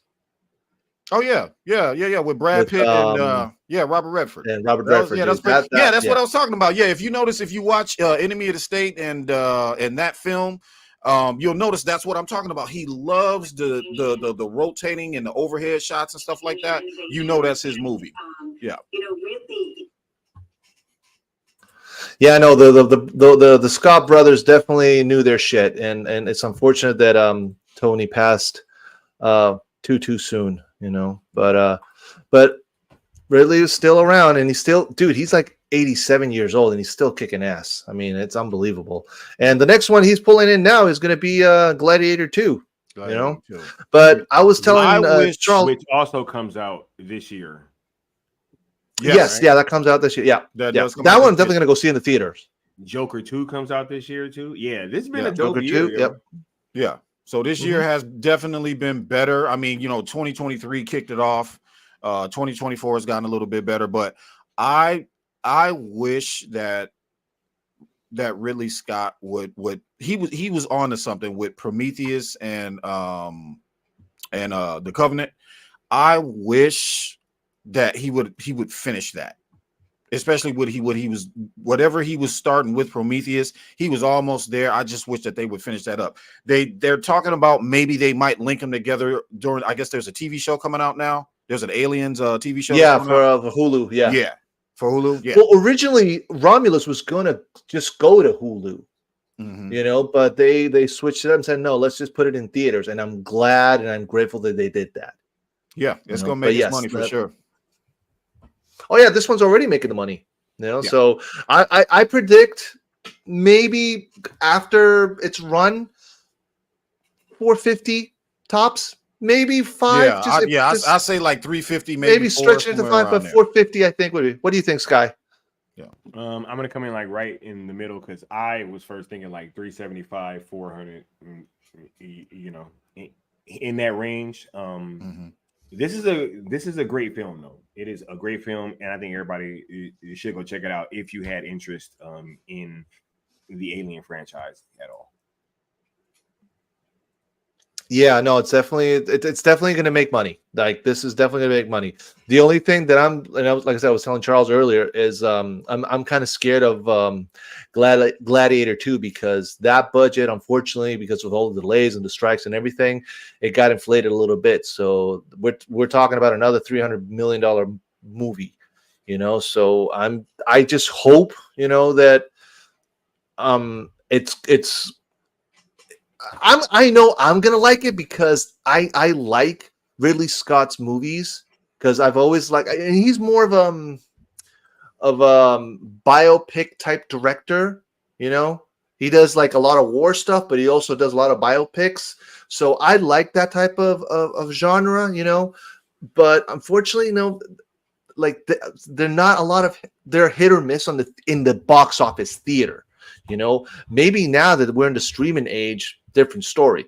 But again, dude, like it just sucks that it might be another victim of of an inflated budget movie. Especially a big name like him. They also had to rebuild them sets too, which I'm sure wasn't cheap either. Yeah, I think that was. I think they built a whole Coliseum, didn't they? I believe so. I think that they redid because if I'm not mistaken, they said that they rebuilt the one that they had. If I'm not mistaken, or they like added on to it, but I'm sure that wasn't cheap. I'm absolutely sure that was not cheap. So when you do those practical sets, it's definitely going to inflate the budget quite a bit. Yeah. Yeah. All right, so let's move on to our next topic. But before we do that, when we heard about this was literally our reaction between Charles, Rox, and me. We were in the chat, and I shared this, and this was our reaction. This is what actually happened. Okay. So, okay. Look, the guy goes, but you're Blick. He's Blick.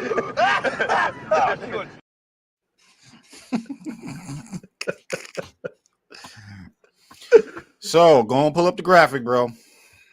All right, let me open it up here. Where are you at? Where did I leave you? Aha! There you are. I'm gonna share this again. So I shared this with Leon. So definitely gonna share it with you guys now. So come on. We all know what that is. We all know. We already had that chat. So no need to rehash it. this is what's going on. They are going under. And it's so unfortunate. Such a great company, because we were just talking about how great movies from great directors that also worked in the studio. We're talking, yes, the Lethal Weapon franchise came from this studio. We're also talking Lord of the fucking Rings came from this studio. It was a So many studio great at one movies from great directors and great actors. Yeah, Thing of the past now. WB had their studio, they had a signature style. They had a signature of having auteur directors come in and do certain things. They were excellent when it came to suspense thrillers, when it came to certain action movies, when it came to certain, especially during the 80s and the 90s, they were very, very prevalent then. But now we can, like I said, we can chalk that up to mismanagement. In the end, you can try to blame anybody else that you want to blame, but what it comes down to is mismanagement. They came in, they bought a property, and they had no idea what they were doing. They mismanaged that money, and here we are. And now the investors are going to sue them because of it. So, like I was saying before, if you look at this chart, that spike right there was when Zack Snyder's Justice League was announced. So you can see where their stocks were. And then if you look when that was announced, you can see that huge spike right there. And then after that, and after they talking about that Zack Snyder Justice League was it, and then they weren't going to continue the universe, this is what happened after the fact. So that's a correlation. Anybody can say what they want about it's Zack Snyder's fault. It's Chris Nolan's fault. You can blame whoever you want to blame. David S. Goyer, you can blame anybody else that you want to blame, but in the end, the real fault is with the management of that studio for the last, we can say, almost 10 years now. Longer than that, if you really think about it. So, yeah. Yep. Sin Havoc says here, liquidation time is inbound. Agreed. I was just telling Charles also backstage, like they're this close for a hostile takeover. This close. And an investor could come in, a big investor, let's say like a Nelson Peltz type, Scott Ackerman, those type of guys. They can come in and buy the shit like that, but they're not going to yet. You know why? Because they know it's going to go lower and lower. So why the hell would they buy it now when they can buy it in a month or two from now for $5 a share, $4 a share, $3 a share? Dude, this is painful. This is like really painful. You know, Sergeant here says, oh, wait, I lost it. Go back to, yeah, WD is fucked, and up in those like and Variant Renegade and the others that deny the truth are scum who need the reality check, especially WD refusal to do live actions. Yeah, there you go. Yep, pretty much. So this is their reaction right now so okay, let me show you something else right here. Hold on. So let me show you here. So here's the article that pretty much made the news yesterday. And this is what happened in the boardroom.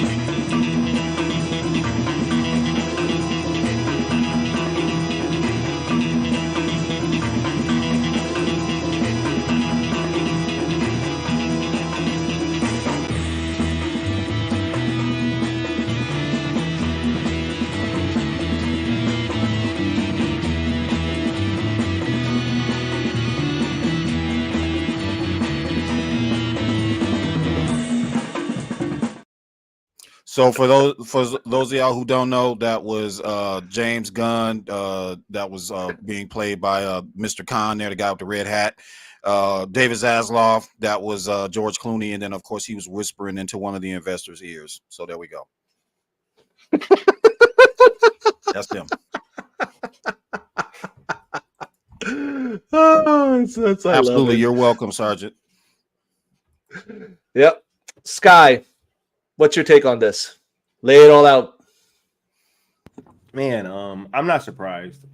It's funny because I was actually just thinking about WBD was that yesterday? Because I was listening to a conversation and there's somebody talking about the auto industry and how a lot of these companies are kind of being broken down from within and then bought for cheap from some of these outside companies. So as soon as I was hearing about this, I automatically started thinking about WBD. Like this guy Zaslav, he's had a track record for kind of stripping these companies down and selling them after he comes in, right? So there's also no surprise there. I think that this has been a purposeful and willful descent into the bowels of the stock market. You cannot chalk this up to incompetence anymore, because it's just whenever they've needed to zig, they've zagged.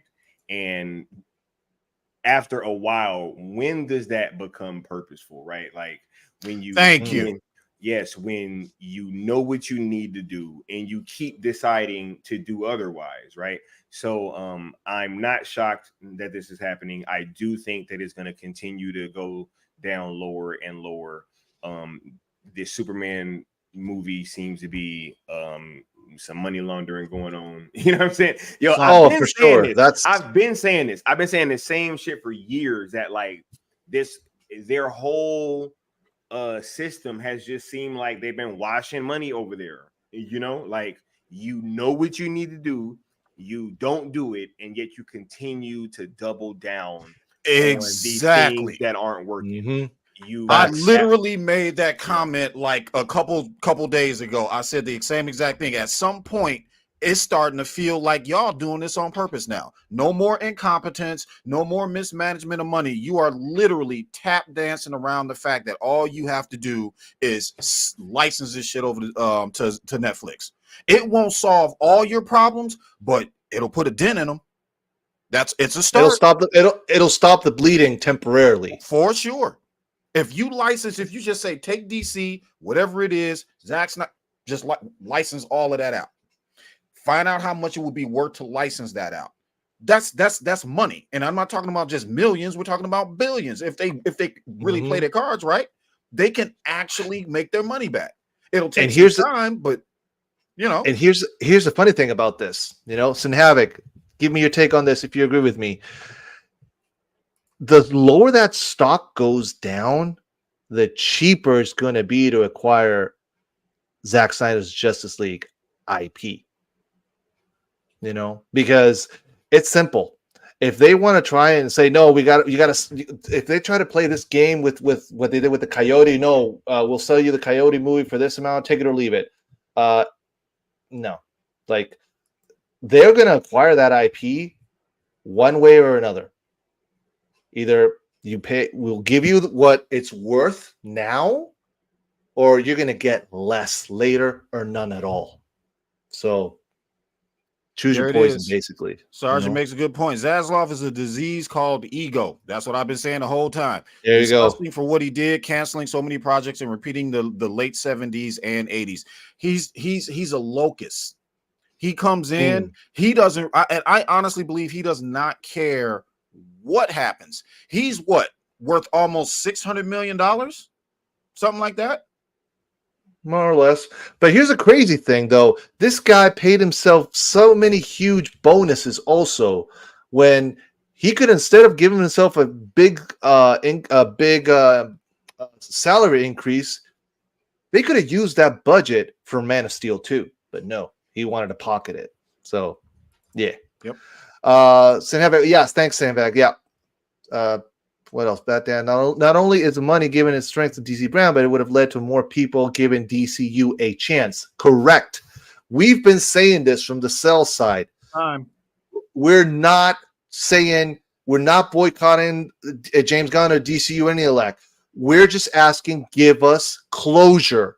That's it. Give us the closure that we need, that we want, that we fucking deserve after all the bullshit that we as consumers have had to deal with, you know. And yes, we would give James Gunn's DCU a chance. And I said this multiple times. Charles, you were with me on a certain platform back in the day. Remember when I said this?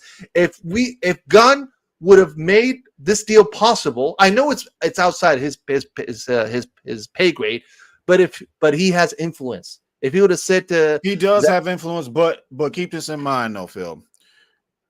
James Gunn is middle management, bro. James Gunn. I understand. James Gunn is the manager at like a office supply store. He doesn't, you know what I mean? So when he runs, he runs DC Studios, but his boss gave him that store. You understand? No, that part I understand. Yeah, but James Gunn is not going to. James Gunn has not said anything to say that. Like, hey, you know what? Sell it to Netflix. Oh no, because if you sell it to Netflix, he's not going to say that. That's the point. Yeah, that's the point. If he would have at least shown intent to say to Zaslav, hey, listen, you know what? If you want my DCU to thrive and you want this to increase the stock value of the brand and everything, let's give the fans the closure that they want. We can at least tell Netflix, listen, we'll sell it to you, but you can't do anything until Superman Lunacy comes out first. Some closure, like a contract lingo, whatever, you know, but he didn't do that. If he would have done that, and I said this publicly, the video's out there somewhere, I would have supported and given James Gunn a chance, but that ship has sailed now, you know? Yeah, exactly. So yeah. And Michael says, while I was over at Marvel, Calverine. So if you haven't seen Deadpool and Wolverine, please check that out. There is a cameo in it with the great Henry Cavill. And I'm telling you guys, from the reactions people have been doing in the theaters, it's been getting a lot of hits. So yeah. And here's another thing also. Shout out to Aaron Fisher, who shared this in his channel, and I wanted to highlight this as well. There are investors that are pissed off. And they are looking to potentially sue Zazie for all the bullshit that he's done with their money. And I don't blame him at all. Yep. So you get this, plus that. That's a trifecta of disaster. Like, yeah. It's over. Yeah, it's over. You know? Yep. A once great studio started by men with visions. They just ran it into the ground, bro. They just ran it into the ground and took a lot of not just people who like DC or love DC, but people who loved Warner Brothers back in the day. People who liked that studio because of what they produced. They're losing everybody now. Matter of fact, I was streaming with Josh Herrera early in the day because I joined his watch along for chapter 1, and he said something that and is being investigated by World. Oh, I did not know that, Senpai. That's interesting to know. Interesting. He said something that I was like, holy shit, you're absolutely right. So Josh, when he was out with you guys, Sky and Leon, down watching the Epic Worlds of Zack Snyder, he went to Burbank. Because he said, this might be the last chance I get to go and tour Warner Brothers, because the way shit is going, that studio might be gone next year or 2 years from now. So in a way, yeah, Josh, I don't blame you for wanting to go and you know, take advantage and take a look of what of history of what greatness the studio was, because that studio is in the toilet now, and it's a shame. And granted, we did not want this to get to this. We never wanted this to be. We at no point in time did we say we want WBD to fail. We want DC to fail. No, we never wanted the fucking DC brand to fail. We're pissed that it's failing. We're pissed that it's in the toilet. We're fucking infuriated because it is now, and we are where we are right now. But it's out of our control. It's out of our hands, because if we were fans, if we had fucking fuck you money like Elon Musk does, we would have bought the fucking IP a long time ago and steer the ship right back where it should be, you know? But it is what it is. Yeah. Any other comments on the subject, gentlemen, before we move on to our last subject? Yeah, it's really not surprising. And I really do hope that anybody that lost any kind of money, hey, even if you lost some sleep or just time, see if you can be compensated. You know what I'm saying? Exactly. Make sure y'all hit these fine people up over at Levi and Korsinski, and maybe you too, right? Like, Can receive compensation. have you been victimized by WBD? If you've been victimized by WBD, yeah. yep. So, Oh man, it's a shame, dude. It really is a shame, but it is what it is. You know. Yeah. So Just yeah, I'm all no I can longer, say is, guys, yeah, grab your I'm no popcorn. longer invested when it comes to DC. I'm no longer invested in what WB says. I'm no longer that, you know, they're talking about this 300 TV show would be awesome to see with Zack at the helm, but do we really honestly believe that that's going to happen now? bro, No. look, I'm gonna keep it a buck. Like, Zack talked about that at one of the events. I don't remember which day, but like, even the way he described it, it didn't sound like it had like a whole bunch of traction. And I was just like, yo, like, you know, it was just even more so of a reason why I was happy that we didn't just Shout out to Josh. at that damn Variety article, because I was like, man, Zack sounded like, yeah, like they still Emotional damage. don't even know if that thing's gonna happen over there either. So yeah, man, just Maybe what this was maybe it was a favor for Pam and Mike. You know what? Do you mind if we throw this in the ether to, like, you know what, get some positive news for WBD? Maybe that's what it was, and just let it in the back burner. Who knows? You know, it was destruction. but It's distribution. I'm sorry, it's but distribution. Yeah, I don't know. Distribution purposes. Yep. Okay. Onward and upward. Amen.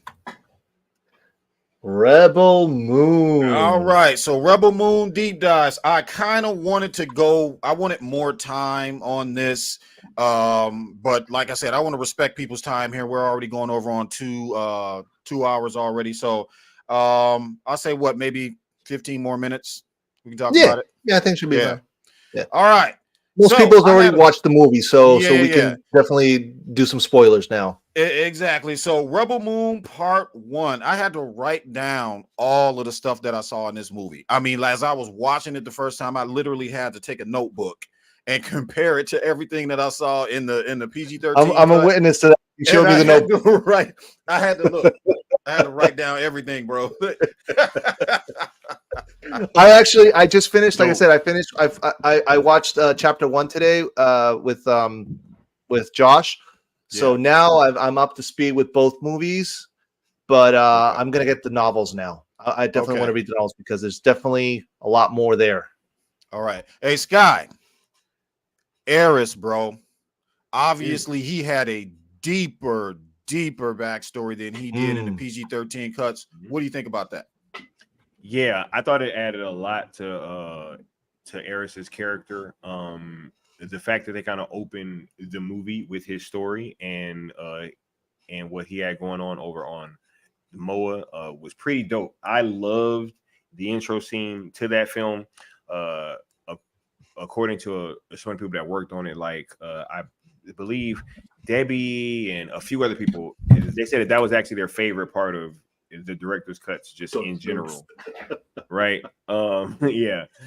But yeah, it was a great opening. I love that world. Love the whole scene with their like family pet. I don't know what that thing was, but it was just pretty dope. So thoroughly entertained by it, and just so happy that it added that extra dynamic to Eris's character, because you really got more of a sense of his disdain for the Imperium. So when he makes his choices, it just hits that much harder. Yep.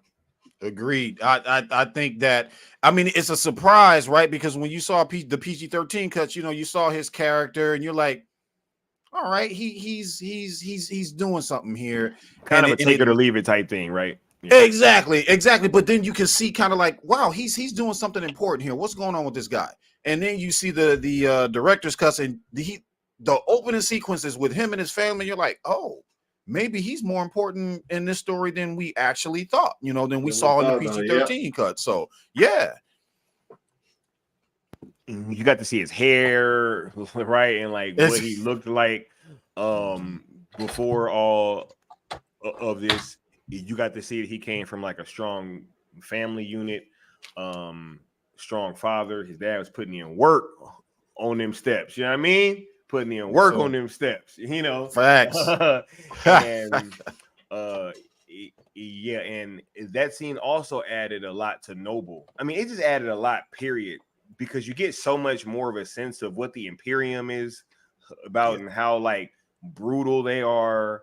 You see them branding people, you see them chanting over people, right? And they taking the teeth for the I was just about to bring that up, yeah, dude. What did you think about the scribes collecting teeth, man? And what was the meaning behind that thing with her picture in the middle? Yeah, I actually look, when the PG-13 cuts came out, I knew that the scribes were gonna have a much bigger part in these director's cuts. And when you see the teeth rituals painting or whatever, I almost, you know, one of my main questions was what was going to happen after they finished it, right? Because it seemed like, to me, every world that they went to go conquer, they took like a person's tooth. That's what it seemed like to me. I obviously don't think that they was like taking one tooth from every person, because you see them killing people like at several points throughout the movie and they're not taking their teeth. It was just like the certain kings, people, the right? people who ran the show, right? So either it was the Exactly. conquered kings or queens or leaders of groups. Yeah, just like in 300 when he pulls up with the king's heads, right? Right. Right. Yeah. That Yeah. same thing, right? Because Eris's father lost a tooth, Sindri lost a tooth, and King Levitica lost Leviticus. Yep. Right. So yeah, it really seemed like those were the conquered kings, and yeah, it just adds so much with so much subtlety too. Like, it adds a lot in showing how barbaric and almost like ritualistic that they are, but at the same time, it didn't have to like verbally say a lot, you know? Right. Exactly. Yeah. So I also wanted to talk about, I know we're getting over on time, but I also wanted to talk about so they dove into one of my favorite aspects of this show, especially the ending to part 1 and going into part 2, the Kali. So Kali, yeah. Yo, if they make a part 3, I definitely want them to. I mean, they left Snyder. You know what he does? He left those little things, man. And he leaves those clues. He plants those seeds. The last thing she said was her sister's wrath will be her vengeance. I want to see what that vengeance is going to look like. So, what do you guys think that thing was that they keep them in? Is there like an Iron Maiden? You know what I mean? They're inside of it. It's like a metal, whatever it is that keeps them housed in it, and they're just down on there. You know what I mean? Like this. Mm-hmm. They're imprisoned. They're imprisoned, right? Yeah. So, but yeah, that whole deal with when the priest went up and just touched the head like that and activated her, and then she made the ship jump. I want to know way more about what that stuff was about. Also, now before you say something, Sky. Now we also know why on part 2 they didn't do the jumps, the speed jump towards Velt, because the Kali was drained completely because she'd already made the hyper jump, or is that what they call it in this movie, the hyper jump? I guess, yeah. Hyper launch, hyper jump, something like I forgot. I don't remember what it was called. They don't travel, they jump. They jump distances basically. So like the Kali opens up like a wormhole, and that's how you go in. It's not like in Star Wars that it's this light speed and boom, and you're there in a few minutes or whatever. This was literally exactly. I want to find out how the Imperium knew that that's what the Kali were capable of. You know what I mean? Like obviously there's some sort of like ancient celestial beings of some sort. So I want to know how they found out what they were capable of doing. Is this something that they always did? Did they travel through the universe all the time? How they got caught, stuff like that. So yeah, I'm really hoping that they greenlight a Rebel Moon Part 3 and explore all of that. So right here, like Batman, who just met. So well, no, yeah, he did meet. Yeah, it was shout out to Curly Ray. He had already met Sophia, so now Batman did. So Sophia said no word on Rebel Moon 3 or 4 yet, which is fine. I'm pretty sure Sophia is not going to know until a lot later, you know, because usually like the cast don't know nothing, you know. Yeah. It's just between Zack and Netflix, you know. But that it's going to happen. Yes, it's going to happen, because another thing I also want to show you guys. Let me share the screen right over here. Rebel Moon gonna be a Geek Week. I don't know what they got to Oh, show, yeah. but it's like, why would you be a Geek Week? Exactly. If I want to show some more numbers, guys, while we continue to review Deep Dive Rebel Moon. Look at our favorite website here. Look at that.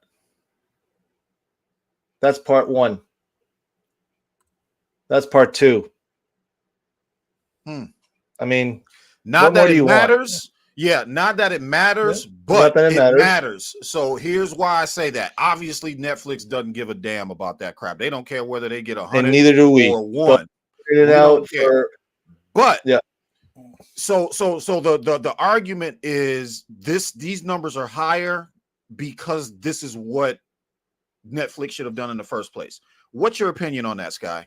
That they should have dropped the PG-13 or never should have dropped them, and they should have just dropped these. Yeah, I've heard a lot of talk in this discourse. Me personally, right? I think that the director's cuts are I don't think we get them to the level that they were without these PG-13 cuts, yo. I don't think that the budget would have been as big. Leon brought up a great point.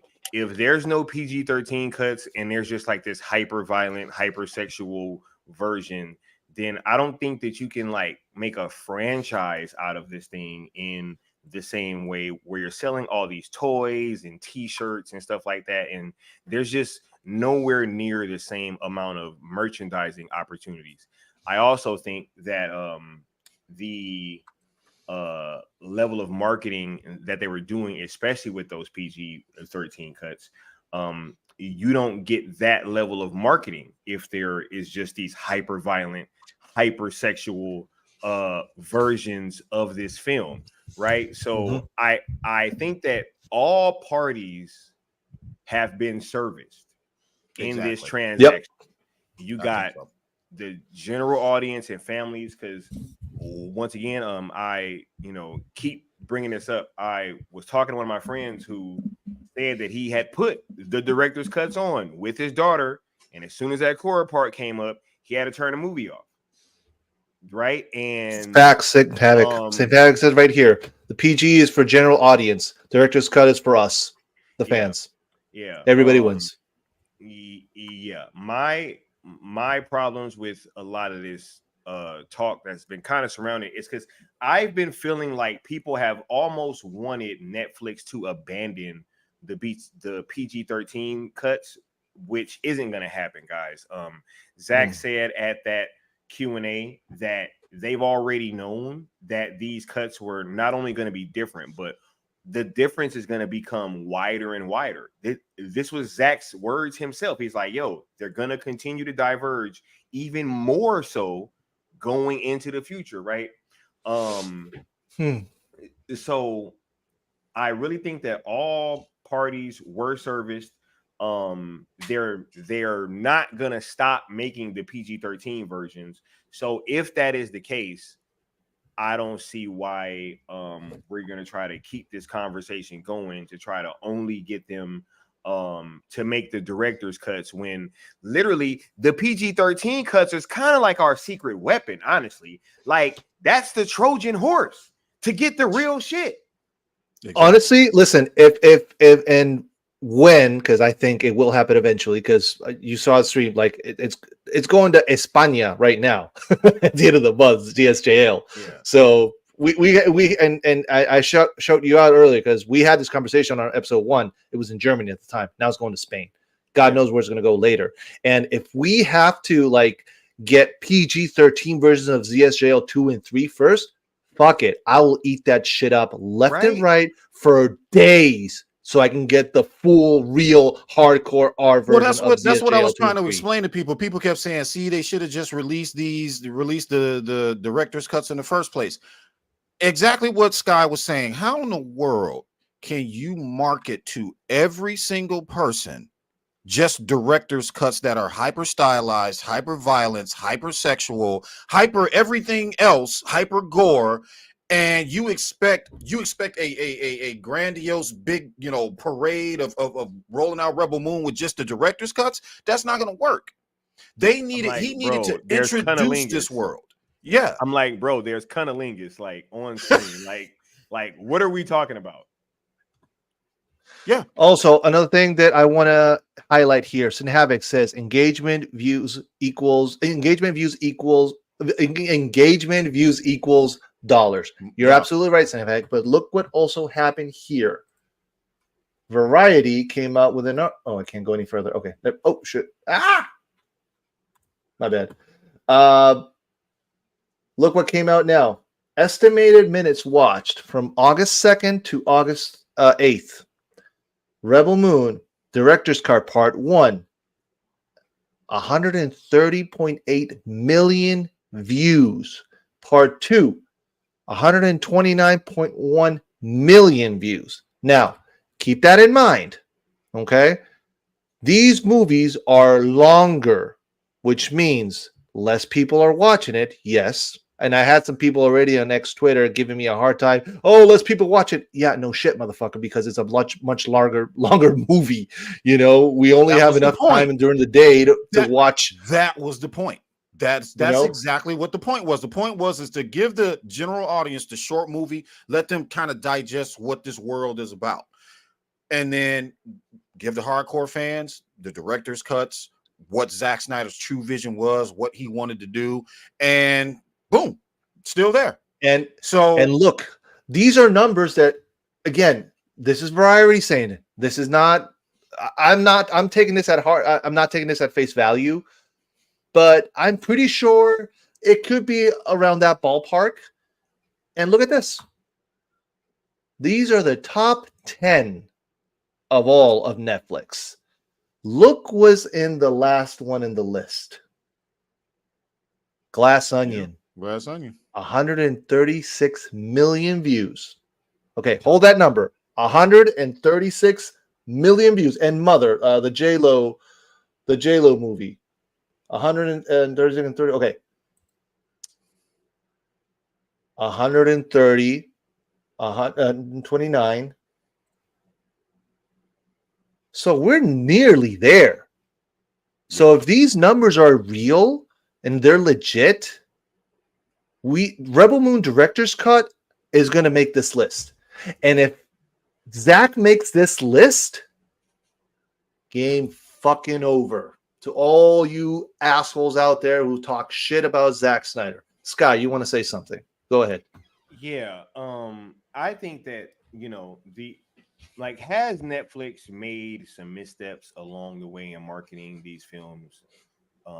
I think so, right? I think that when, one thing that I've always kind of pointed back to was they dropped a trailer for Rebel Moon Part 2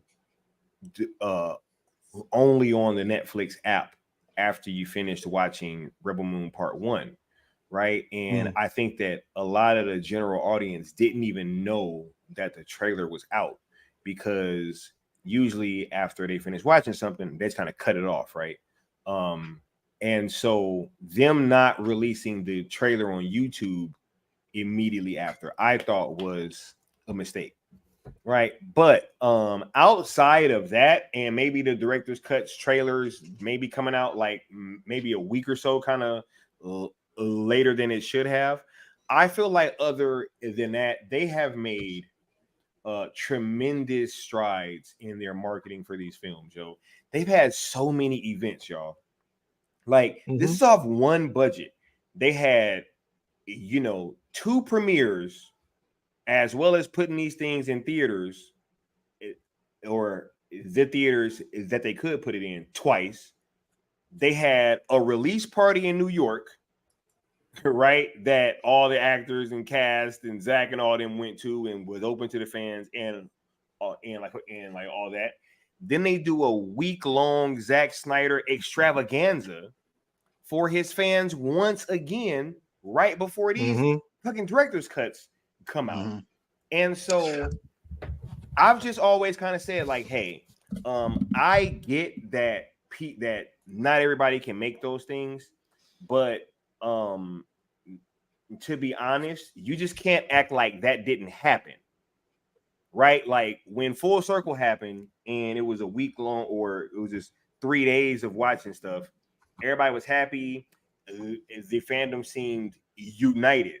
Netflix puts on a week-long thing, and it seemed like people didn't have that same energy, even though ZSJL got screened, Rebel Moon director's cuts got streamed, right? Watchmen director's cut got streamed, which had never been, or I had never had the opportunity to see that. Yeah, so it's just like, it just seemed weird now that we've had this opportunity, and it seemed like so many people was just arguing over the rollout, that these things that they've done to market these films just kind of went under the radar. With me going to a lot of this stuff, it's been super dope, yo. Like, I don't know anybody that's been going to any of these things that have said anything near what most people that have been having this take have been saying. Like, these things have been amazing, and I feel like they're also kind of using Zack's real fan base to try to market this stuff instead of using traditional influencers and YouTubers. We're the marketing, basically. Yeah, who just they don't give a shit about Zack stuff anyway. I mean, look, never mind. I almost said somebody's name, but somebody was at the screening on Saturday, right? And Oh, go ahead and say it. Don't worry. We're the Leap of Geeks here. Oh, hey, all right, cool. Detective Button, go for it. No, like Film Junkie, right? Like Film Junkie. Oh, that guy. Shit on Saturday. Scratch that. No, I'm kidding. Fact. But like, where the hell was this dude throughout the rest of the week? Like, they had drinking vodka. Fucking 300, bro. Watchmen fucking director's cut, right? They had and he didn't show up. Yeah, ZSJL, bro. Buddy wasn't there. Twilight of the Gods Day, Buddy wasn't there. And I'm just like, yo, like, we're, That's and Havoc. But y'all Zack Snyder content, y'all Zack Snyder fans that create content, right? So no, I think that it's actually been beautiful, and they've been using his real fans to market this stuff, which is the way that it should be. And because you can't leave it to these traditional influencers and stuff, because they're on the payroll, yo. Yeah. Yeah, that's what it is. I'm 100%. pretty sure Screen Rad told Junkie, hey, don't go. You can cover it, but don't go to the event. Hey, or go but don't cover it, just like he did last time when his channel got taken down weirdly the fucking weekend that Rebel Moon came out. Yeah, like, but we drank vodka on his, but we drank a shot of vodka on his name, didn't we, Sky? We did. That's right. All right, man. Let's start going ahead wrapping this on up. Any final thoughts, guys, on anything at all that you want to talk about before we get ready to close this out? Yeah, man. I just want to thank y'all for having me on the platform. I saw that the conversation with Leon got recorded earlier. I was actually trying to race home and hurry up so I can get to talk to the homie, right? But yo, I'm just glad that you guys were still able to lock in, and also that I was going to be able to be on the panel and have this conversation with you guys. So I appreciate that as always, and shouts out to y'all for having this dope platform and allowing people to come on here and speak their mind. You dig? Absolutely. My pleasure, sure. man. And thank you so much for lending us your time again. We really do appreciate it. We plan on regularly having people on here coming on through, especially those with platforms. We love to have you talking about your journey into the Snyderverse and things like that. Sergeant Riggs, final thoughts, sir. Final thoughts. No, I mean, thank you again, Sky, for jumping in over here at last minute. You're part of the Lethal Geeks family, Detective Butter, so you don't need an invite. You just say, hey, Phil, send me a link. Done. You know how we roll. You know how we roll. Appreciate y'all. You know? So last thing I also want to say, guys, is that, listen, guys, keep streaming. I know these two movies are longer, but just keep doing what you got to do. Those numbers, we need to get those two movies in that top 10 list. And it's going to be a lot easier than the other two because the other two movies were only 2 hours. This is 3 hours and 20 minutes, and 3 hours. So it's 6 hours and 20 minutes like 50, total. Yeah, total. Yep. Total. So that means less streaming.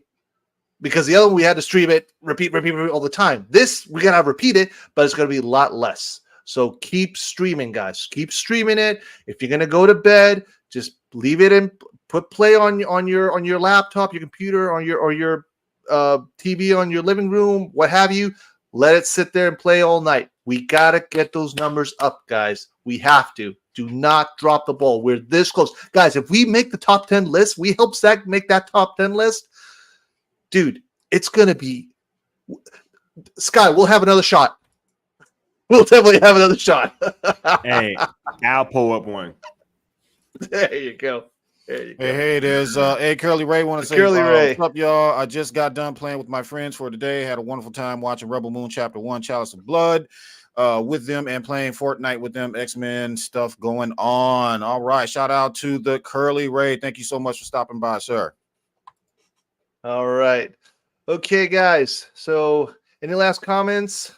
All right. Curly Rays and Havoc. Okay. Also, guys, so we will be back in 2 weeks, which would be August 30th, I believe. Yeah, let me check. Is that the 30th? It is August 31st. Yes. Wait a minute. Is it who is our next? Who we having on? Yeah. Should we say it or it doesn't matter. Yeah, we can say it because we're going to introduce her anyway. Yeah, go ahead. Yeah, true. So we reached out to Retro Girl, and she's going to be our next guest for chapter 5, episode 5. And August 29th is Judgment Day. Is Judgment Day. I specifically want Retro Nerd Girl on there because she, as her name implies, she's really into a lot of retro sci-fi, retro action, retro drama, a lot of the old stuff that they made back in the day. I picked her brain briefly about Terminator.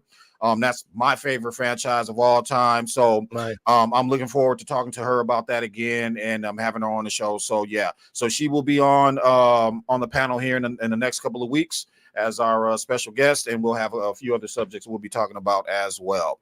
All right. Anything else, buddy? No. Let's close this out. So guys, be safe out there.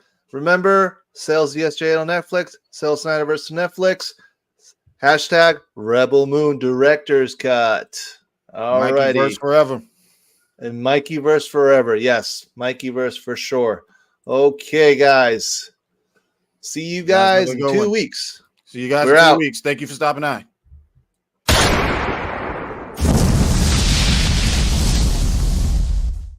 Hasta la vista, baby.